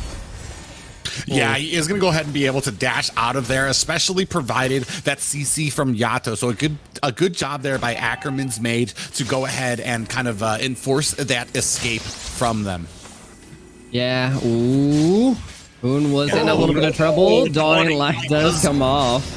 Yeah, throws Hoon down to about a third health there. Yureshi coming in now, being a little bit more aggressive here, but not able to stop Zane from taking that blue buff. Ooh, Sharkin very low here as Mobazane is going to go ahead and move on to this turtle. Oh, look at Fly Chicken here from the back line, trying to come in. Galscutie puts a kill onto Shark there. Real world manipulation comes down, but Mobazane able to take down this turtle quite quickly. Galscutie might be in a little bit of trouble, does get taken down. Zia able to take down Basic, but also Galscutie gets taken down there. So, I mean, 4-3 game right now. Hoon getting away with just an inch of life left on that health bar. All right, look at the top lane. Zia already taking out all of the gold plated and the tower there, T-Rex. Yeah, this could be a major problem. 2-0 Zane now getting stuck in a very bad spot. Able to get away from that, but still, like, I don't know. Zia already able to rotate is a huge deal. We haven't really seen Zia fire off on this Beatrix just yet, but this could be the game that we see some big things happen. Yeah, not exactly aggressive, but answering what, like, every single kill with one of their own is the side of Ackerman here. So the Valley get kind of in a bad way, especially as you were saying, that top lane, that gold lane is going to be a problem as we move into the mid game.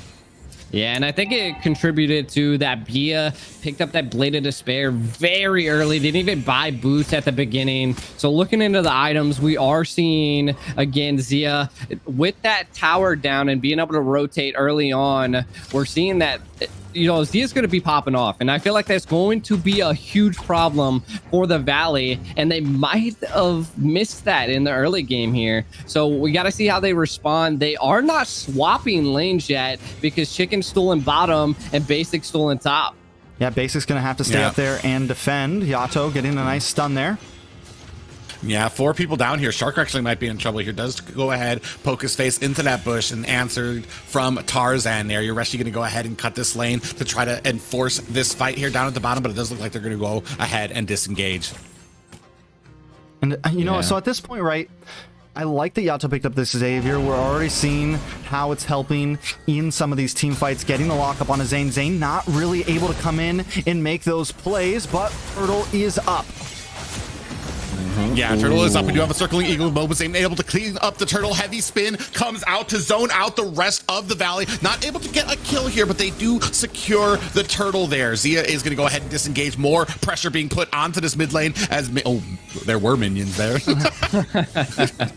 That's what happens when Bia gets a snipe off here, and we do see Mobazane trying to get the red buff. Ooh. And Zia secures it. This is going to be a problem because I feel like, again, the game, I said it in the very beginning, they're going to be playing off of Bia and they're going to be playing off of Yato here, and they're excelling at that. And I mean, even though they are in a gold deficit for Ackerman, we're just seeing that the farming is being fed to Zia here. Yeah, that could be the problem, though. They are still behind in gold, even though they've taken a bit more kills.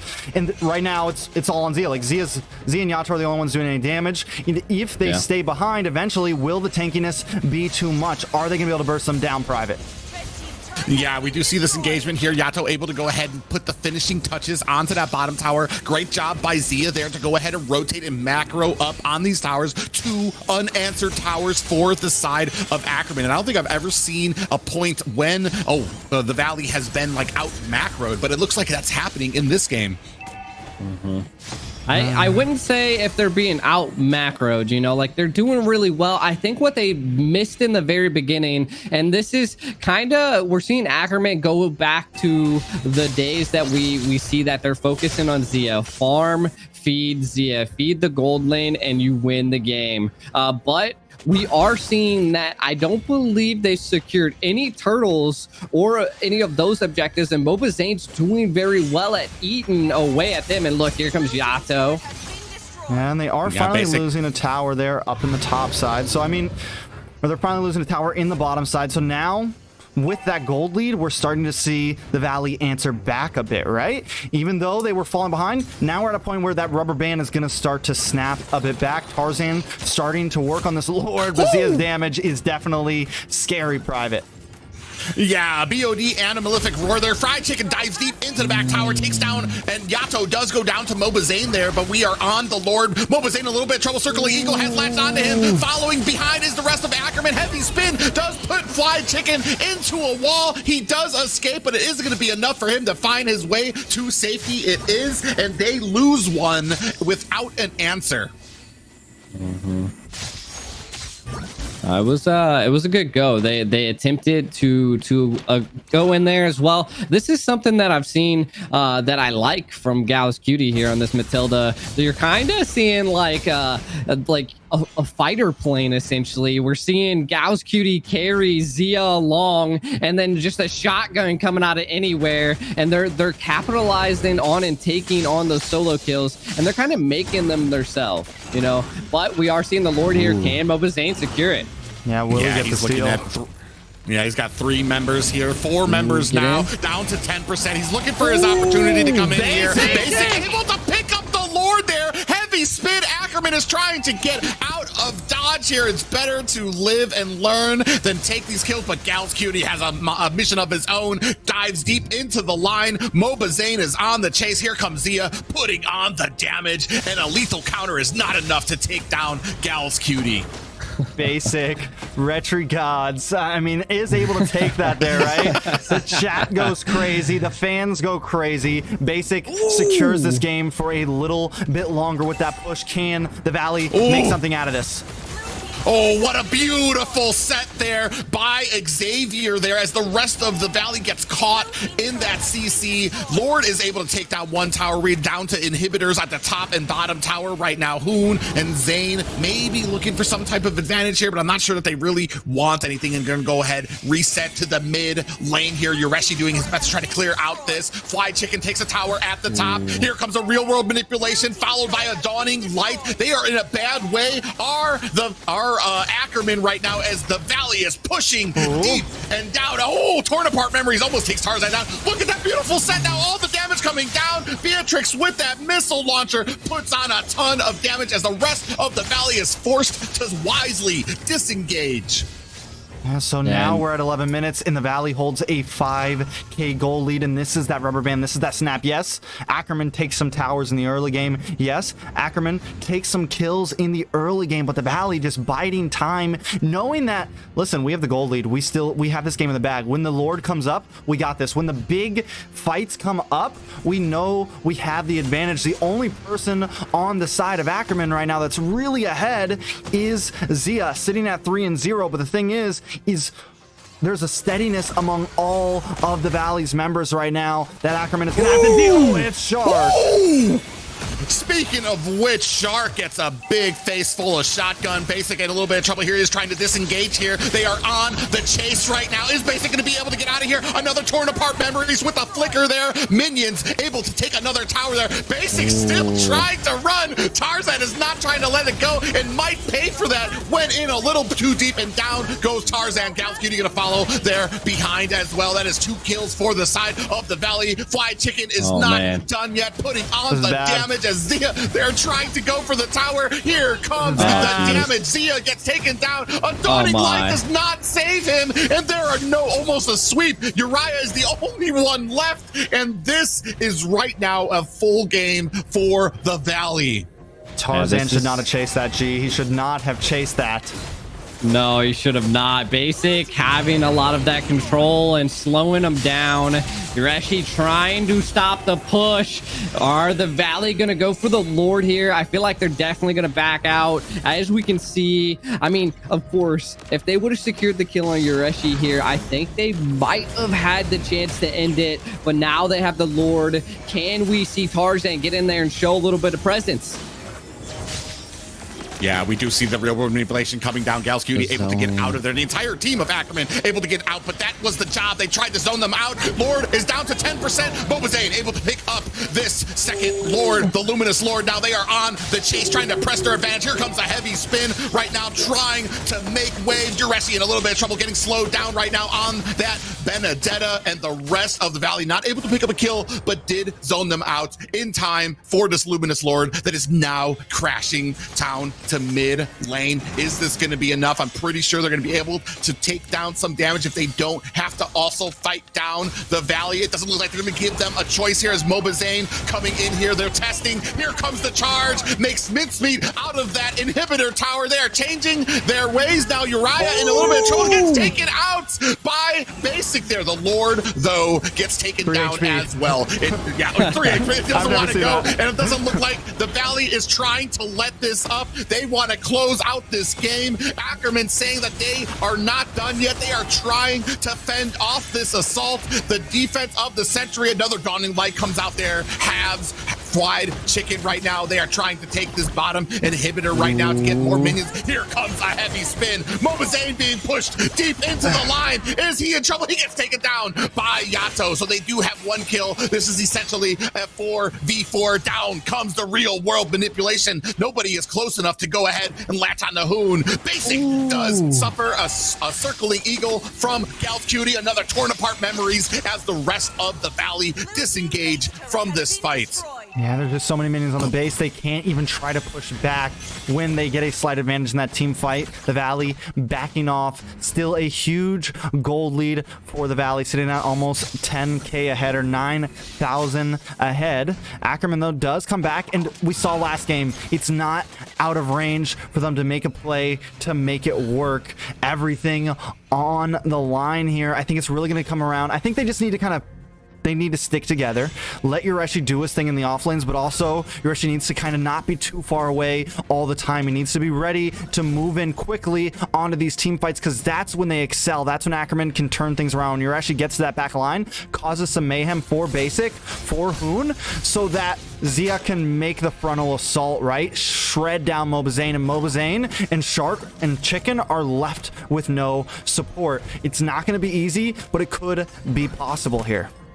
Ooh, I thought he was going to run into a shotgun. They are on the hunt. There is like a mark on Zia right now. They want to zone out and destroy Zia, and I feel like that is a win condition by them. But shout out to Yato. These dawning lights are peeling the Valley left and right and keeping them at bay. What I really need to see from Tarzan is to lock down Mobazane when it comes to one of these Lord takes, and if they can do that, I think they could possibly get a referee off and take this Lord. I think it might be coming down to the Slash Lord here, Private. Yeah, unfortunately, they do not have the support here. All of these lanes crashing in, so they're going to go ahead and force this right now. The 10% health right now. Oh, what an immortality has been activated. Real world manipulation comes down. Torn apart memory. Zia gets the kill onto Basic, who got that Lord. Mobazane got the Lord, putting him in a great position. Fly Chicken does take down Xavier. The rest of Ackerman is on the run, trying to get away from this Tarzan, trying to slow them down, but it is not enough. Oh, Zia takes down Hoon, sidesteps the falling star move from Fried Chicken, and this actually might be a decent game here as we have 4 members, 2-3. Gal's Cutie in a little bit of trouble here, might not want to be staying here. Is taken down with a lethal counter right now. It is evened up right now with a Luminous Lord coming towards the middle. Tarzan might want to think about letting loose with that heavy spin as the Lord comes down. He's trying to put it on. Not like this. They are trying to defend. Will the Valley be successful with the Lord? Here comes the damage from Zia. Another Dawning Light onto the Lord there as well. Ooh, Fly Chicken a little bit of trouble. Does activate that shield. Is able to go ahead and get away. A great defense for the side of Ackerman as the Valley is pushed back. Oh Yo, that was God. a crazy play by Tarzan, though, and Zia being able to take out a lot of people with the snipes and the side steps, you know. But you got to give it up to Tarzan. Absolutely, he went one-on-one with that Lord, and just that goes to show you that a panda is thick. You know, I thought we were going to have some good games tonight. I thought we were going to see some nice plays, but I did not think Ackerman was going to step it up to this level. I think they have won the hearts of a lot of us, won the hearts of a lot of players. So win or lose, they definitely are putting on a great show. But at this point, it looks like they could come back. I think at this point, to speak about the Valley here, they just need to be careful on how they approach this next Lord, right? They need to try to have vision, and I think they also need to try to have Fly Chicken involved in these fights. Don't get too caught up with Yureshi. Don't get too caught off guard, because the thing is, Yureshi is going to have that movement, is going to be able to be proactive on the map and get into these team fights when he needs to. And the most major thing is watch out for that sniper from Zia. Because Shark, we're just seeing him get smashed down from it. Same thing with Hoon. If either of those two get hit by that shot, it immediately puts the field into the side of Ackerman. Yeah, and one of the biggest things that we did see from the one engage, and I think you pointed it out very well, they chased down Zia. Ooh. Like they just wanted to murder him. The biggest thing though, Tarzan was in the middle of like 3 or 4 of the Valley, and they opted to go for Zia instead of Tarzan, and Tarzan was the one that held the Lord. So a play like that can change the tides here, Private. Yeah, and they are just having their way. They're kind of choking out Ackerman right now, especially Tarzan, not able to get any more, but he's pretty tanky. He's not going to be the one who's doing the damage. He's going to be the one that is CCing and coming in there with the heavy spin so that his team can get the damage. So, I mean, it's not, and that's why they're being so successful right now through these engagements, but it does look like we're going to go ahead and start this fight on the Lord. The rest of the Valley here kind of setting up. It's just Tarzan down here at the bottom with Xavier hiding out in these bushes. We're trying to play a little game of Mobile Legends patty cake here right now. Mobazane with a little bit of spin here. The Lord is about half health, does pop up Shark. They are looking at the opening. He does get CC'd there. Mobazane putting on a little bit more pressure as Fly Chicken going to flank the back line. Here comes a falling Star Moon, but he is set up by the Tarzan here. But this is going to leave an opening for the rest of the Valley to go ahead and try to get onto this Lord. They are all being pushed back. Look at these angles right now as they are being choked away from this Lord. A Dawning Light does come in, hits up Fried Chicken and Shark. Here comes a heavy spin. Fried Chicken actually might be in trouble. He is taking a leap of damage. Circling Eagle comes down. Fried Chicken goes down, but this Lord is going to go over to the Valley. Shark is trying to disengage because his job has been done. He has pushed them away and awarded his team a Luminous Lord. Is it going to be enough, Lord though? took forever to go down. Yeah, will this be the Lord that finishes it, right? Like, is this going to be the one? It's not a huge death counter. We're only 20 minutes in. Fried Chicken at 30 seconds. Should be back on the map, ready to help with this fight. Yeah, and I mean, the biggest thing that we're seeing is Zia picking up the Demon Hunter sword here at the end, going to be an absolute menace, tearing apart this team. If one shotgun and a flicker goes off, it could smell trouble for the Valley, but they do have the Lord. We'll see. There's no towers to defend. They're trying to sync the lanes up here. Is this the end, Private? Yeah, we see the Lord marching in. The Ackerman knows this is their last chance. They need to be able to defend it. They have no inhibitor towers. Tarzan is going to go ahead and have to dash in there. CC down at the bottom lane. Lord goes down. What a quick Lord was that. You wouldn't even have thought that was an endgame Lord there, but they crushed it. But they still have minions starting to clamor around their base. The Valley has no signs of slowing down. Down comes a real world manipulation. Minions are at the door. Here comes the Valley knocking on that door. Mobazane with a lethal counter. They are all still on the border there, and here comes Tarzan diving deep into the lane. He's taking a heap of damage, still has that immortality. Here comes a heavy spin. Fly Chicken might be in trouble. Hoon gets taken out by a dawning light by the Xavier. They might be in trouble here. They're not going to be able to catch Fly Chicken. Once they saw that Hoon went down, the trumpet for retreat was sounded, and the Valley is taking off. But Ackerman is not trying to let them go. They are still giving chase, still trying to have this aggression. Torn apart memories onto Gal's Cutie as Zia comes and tries to zone out Mobazane. They are still pressing onto here. They're going to be able to possibly be able to put some pressure onto this mid tower. Zane comes back, thinks twice about getting his purple buff as Zia spraying out with that machine gun. It does look like Ackerman is thinking twice about it, is going to go ahead and reset on the map.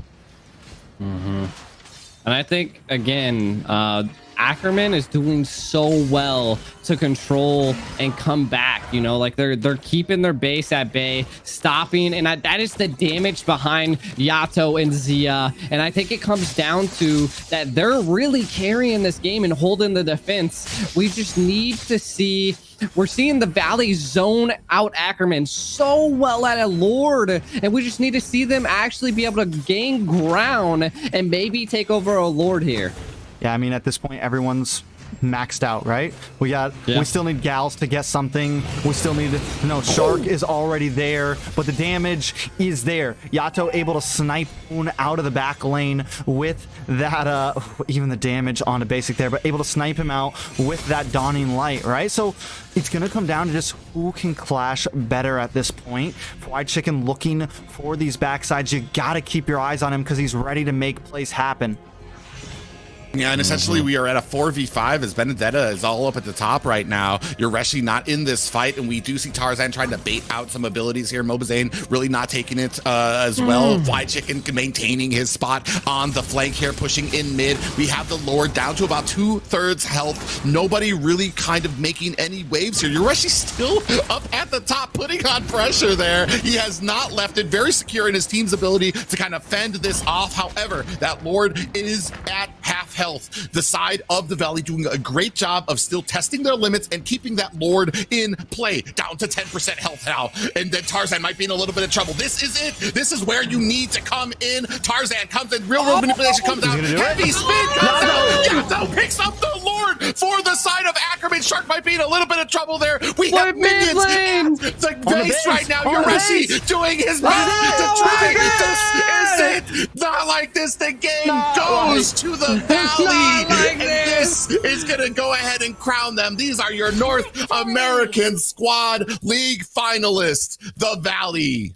Not like this. Oh my God, the Valley takes it all now. Yeah, it happened like that. What an epic finish to everything we've been building up for. 4-2 is the final score on the board, guys. G, how do you feel?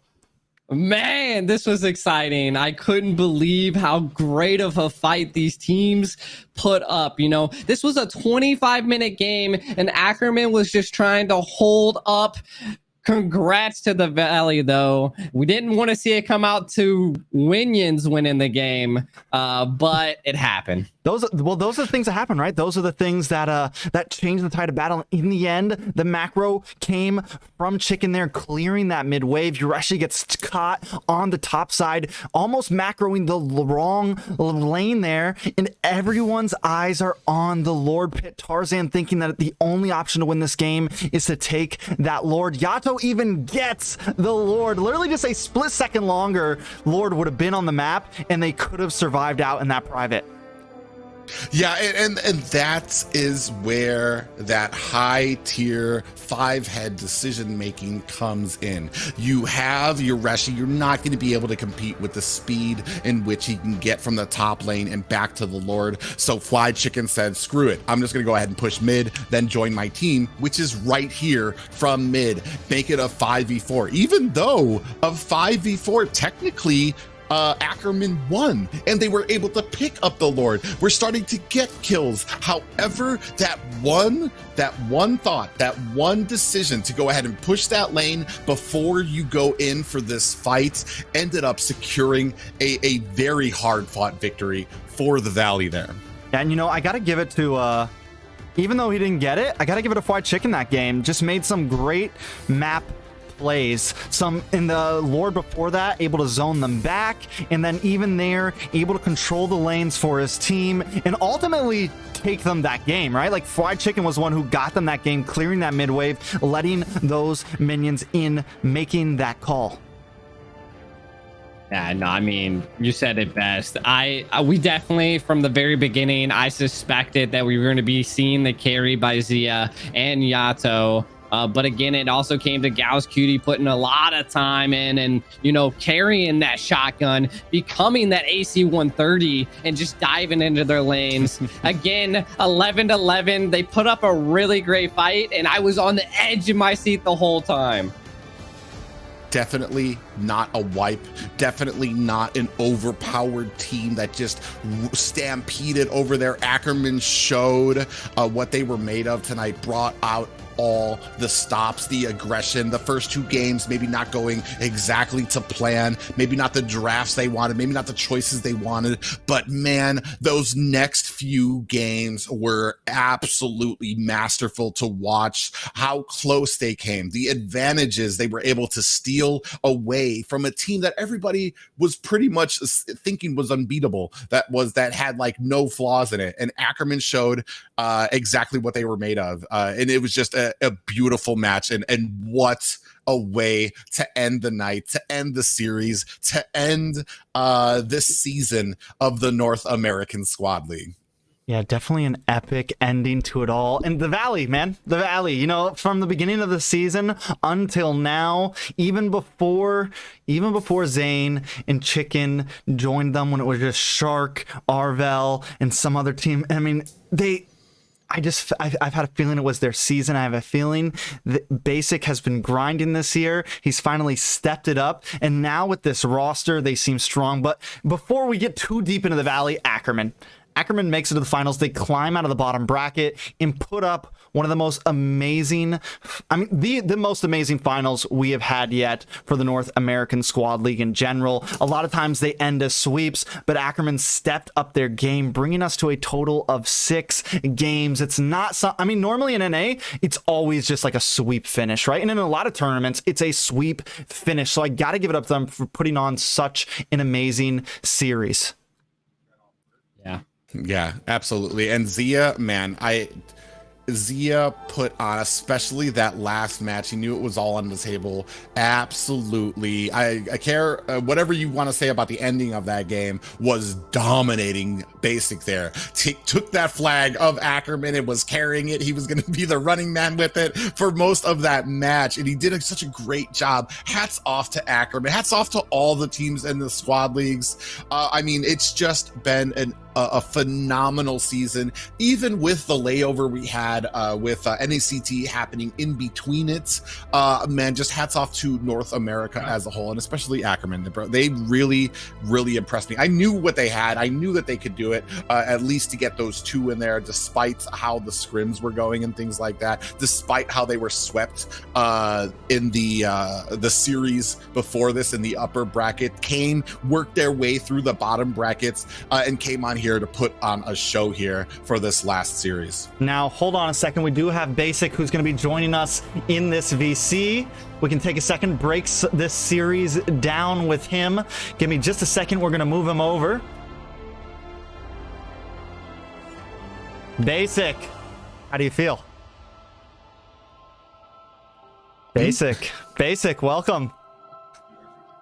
You're good. How does it? I mean, you take it. You take the win. The Valley on a roll right now. Definitely looking very, very strong, man. I mean, what a series, though. You guys definitely took it the long haul. Did you expect it to be that many games?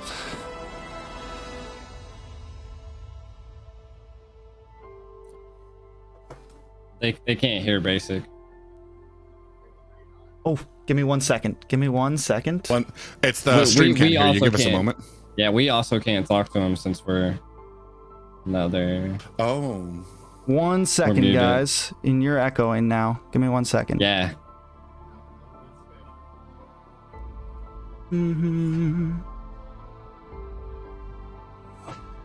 We're getting it, chat. Calm down. We're getting basic. T-Rex is handling a lot of the audio issues in the background. All right, if everyone wants to unmute in Discord, everyone should be able to hear you guys in there now. Hey. Hello. Yep, we got you. How's it going, basic? All right, so you said you thought it was going to be a 4-0? Yeah, we thought it was going to be a 4-0, but apparently they got good. I mean, after those cloud bans, they changed their playstyle. They found out how to like counter Zane on like invading stuff. So yeah, they got good from that, and then we just had to like, I don't know. They kept banning marksman, so I can't really play the meta one. And they just first pick Beatrix. But yeah, I thought it was gonna be a 4-0, but yeah, they got good after like learning something from the first two games. It was like 2-1 and then 3-1, and then the fifth game, right?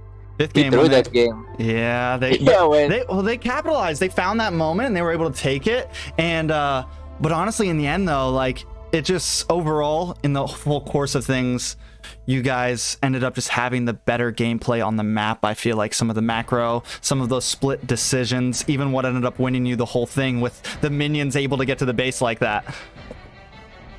Yeah. Wait. Is this a fifth game, right? The one.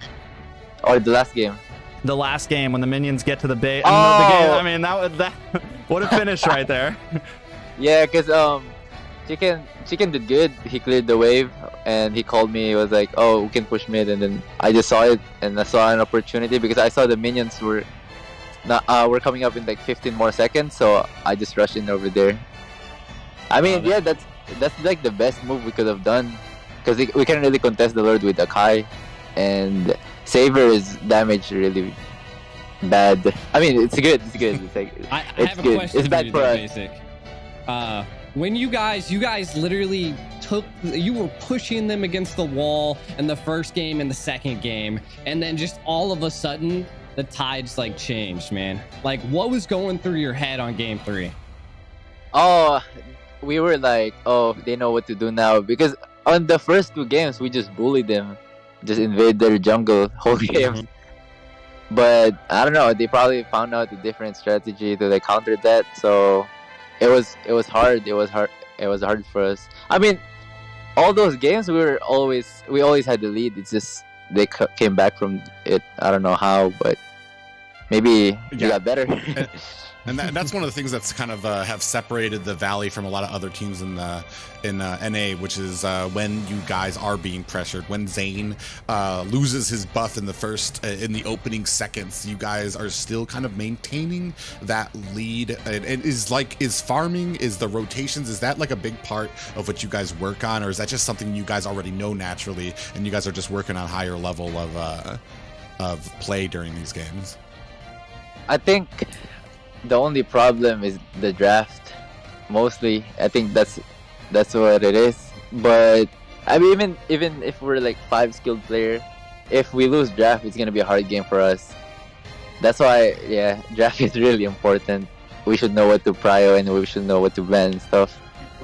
Yeah, it seems like that's the only thing that ever, I mean, honestly, from watching this, it seems like it's the only thing that ever really beats you guys. Because, like Private just said, there was games where they were like winning in the early, well, like winning team fights at least, and you guys like didn't get a turtle, also had more deaths, and you still had like a 2k gold lead, and it just went to show the dominance you guys kind of had on the map and just your rotations and overall farming capabilities. Oh yeah, Yeah. definitely. Yeah. Zane is really good at farming. Like he knows where to farm. Even if he doesn't invade, he just knows. He's always ahead of the gold. That's why. Yeah, I think Zane is the best jungler here in NA. Then, like, I mean, everyone in my team, I think they're best in their roles. So I But mean, we that still- goes into the question I kind of want to ask you. Basic, you're talking about your team, and a lot of you guys are fairly new, bringing in MOBA, Zane, and Chicken. You know, like your chemistry. How's all of that building? Do you guys feel comfortable of what's like your team right now? Oh yeah, definitely. Yeah, but we still need more practice. That's for sure. As a 5. Good humble. Yeah, I mean, it's the reality. So if we really want to win it all, we gotta keep going. Gotta keep practicing. And yeah, I mean, M4 qualifier is like a day now. So Starts tomorrow.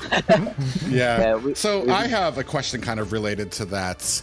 Maybe not you, but the former BTK, Zane, Shark, Chicken, took a loss in the top 16.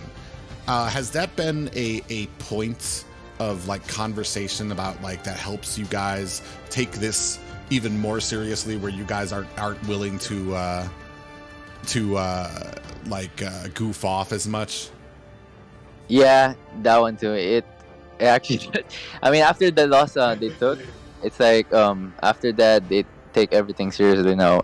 Especially Zane, like he didn't expect that he's gonna lose. Like who would have thought they would have lost, right? To like a new.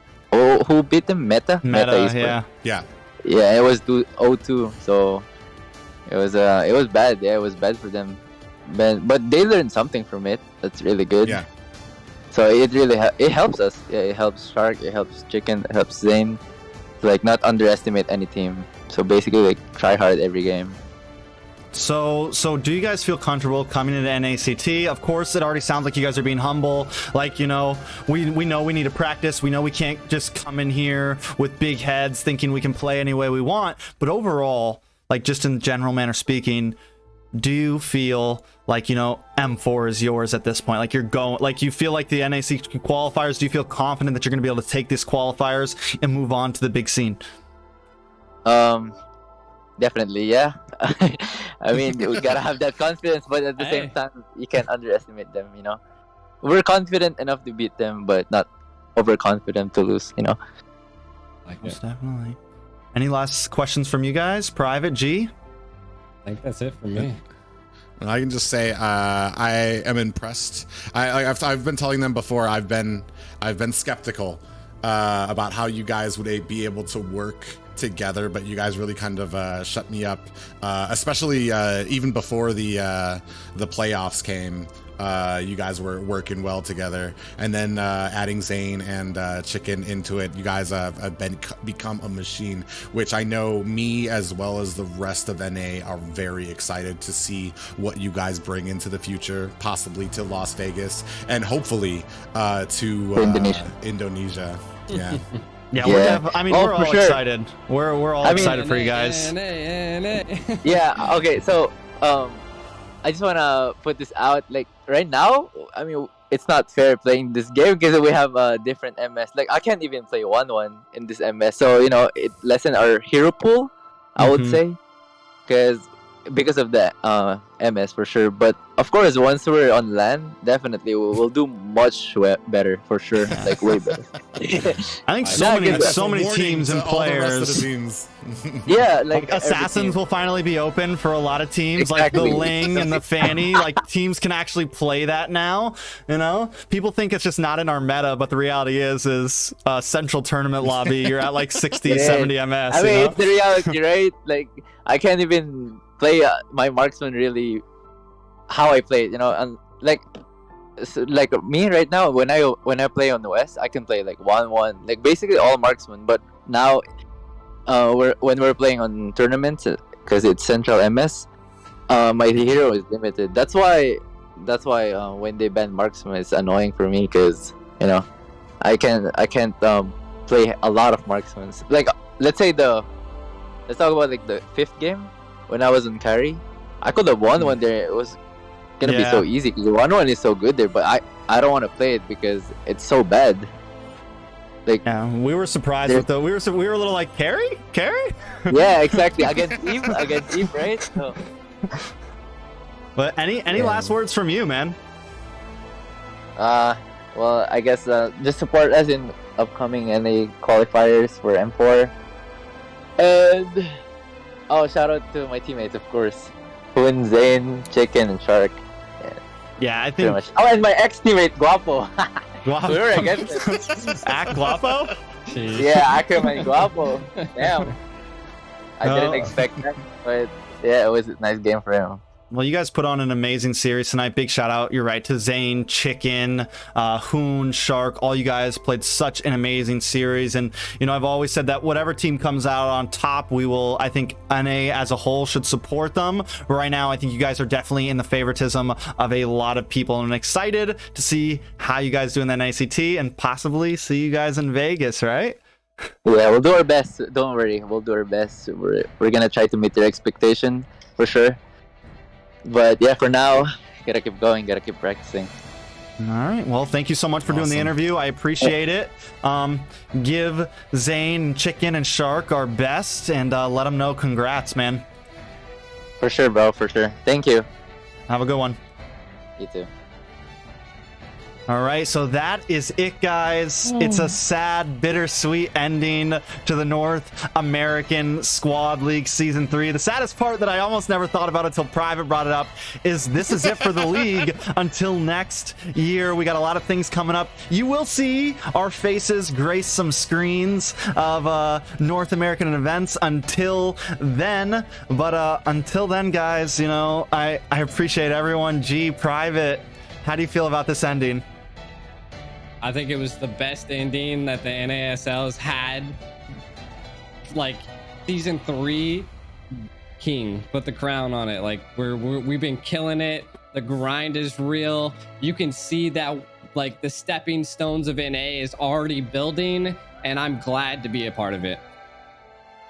Yeah, it seems almost like yesterday when I was hitting up T-Rex about a caster position and nervously trying to like send in a tape to him about it. I got put on, and from there it's been history. It has been so much fun, and especially with how since then NA has been just growing exponentially, not just growing, flourishing right now. And the squad league, especially last playoffs, we had a complete sweep.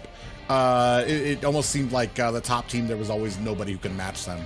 These games here just show how much NA is growing, how even these teams are getting, even for a team like the Valley, which is basically the powerhouse of NA of members on it right now. And I am so honored to even be just the tiniest part of it right now. And that has been thanks to T-Rex and what he's done here with the squad league. Like, I don't think any of this would have been possible. Any of the growth in NA, any of the tournaments that he's hosted, this squad league that he's been hosting, dude. Like, I mean, and that's from me, and I think from the rest of NA, like, thank you, dude. Like, especially for the opportunities here. Thank you, Private. You're gonna make me cry. I do appreciate it, but honestly, like, you guys, like, you know, we started season 1. It was like me. It was rough, and then like G comes on season 2 a bit more. Private joins at the end of season 2, and now it's like, and we just have a whole team behind us now that has been so awesome. Like, the amount of people that are behind this doing this type of work pretty much on volunteer, you know what I'm saying? Just wanting to see NA grow. Like, we have Mod, shout out Sakira, Mayski, Ritz, Ravi for doing all the graphic work all the time. Everyone, I know there's some more names. I need to be sane. I'm just drawing out a blank, and I would like to throw them out before the season ends. Exia, we see you. You come into the chat sometimes and discipline the rude chatters. We appreciate it. Like, she just comes in so randomly and mods on the chat, and then she's gone again for a while. Viewers, we appreciate all you guys. We hit we got like 25 viewers away from 20k viewers tonight, and on a channel that has less than 10,000 subscribers.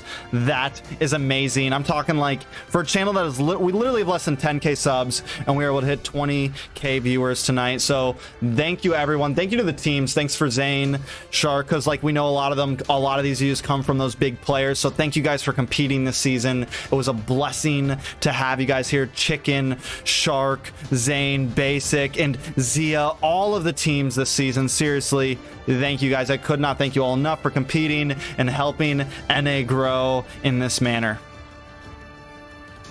Guys, thank you guys so much. Yeah, thank you guys.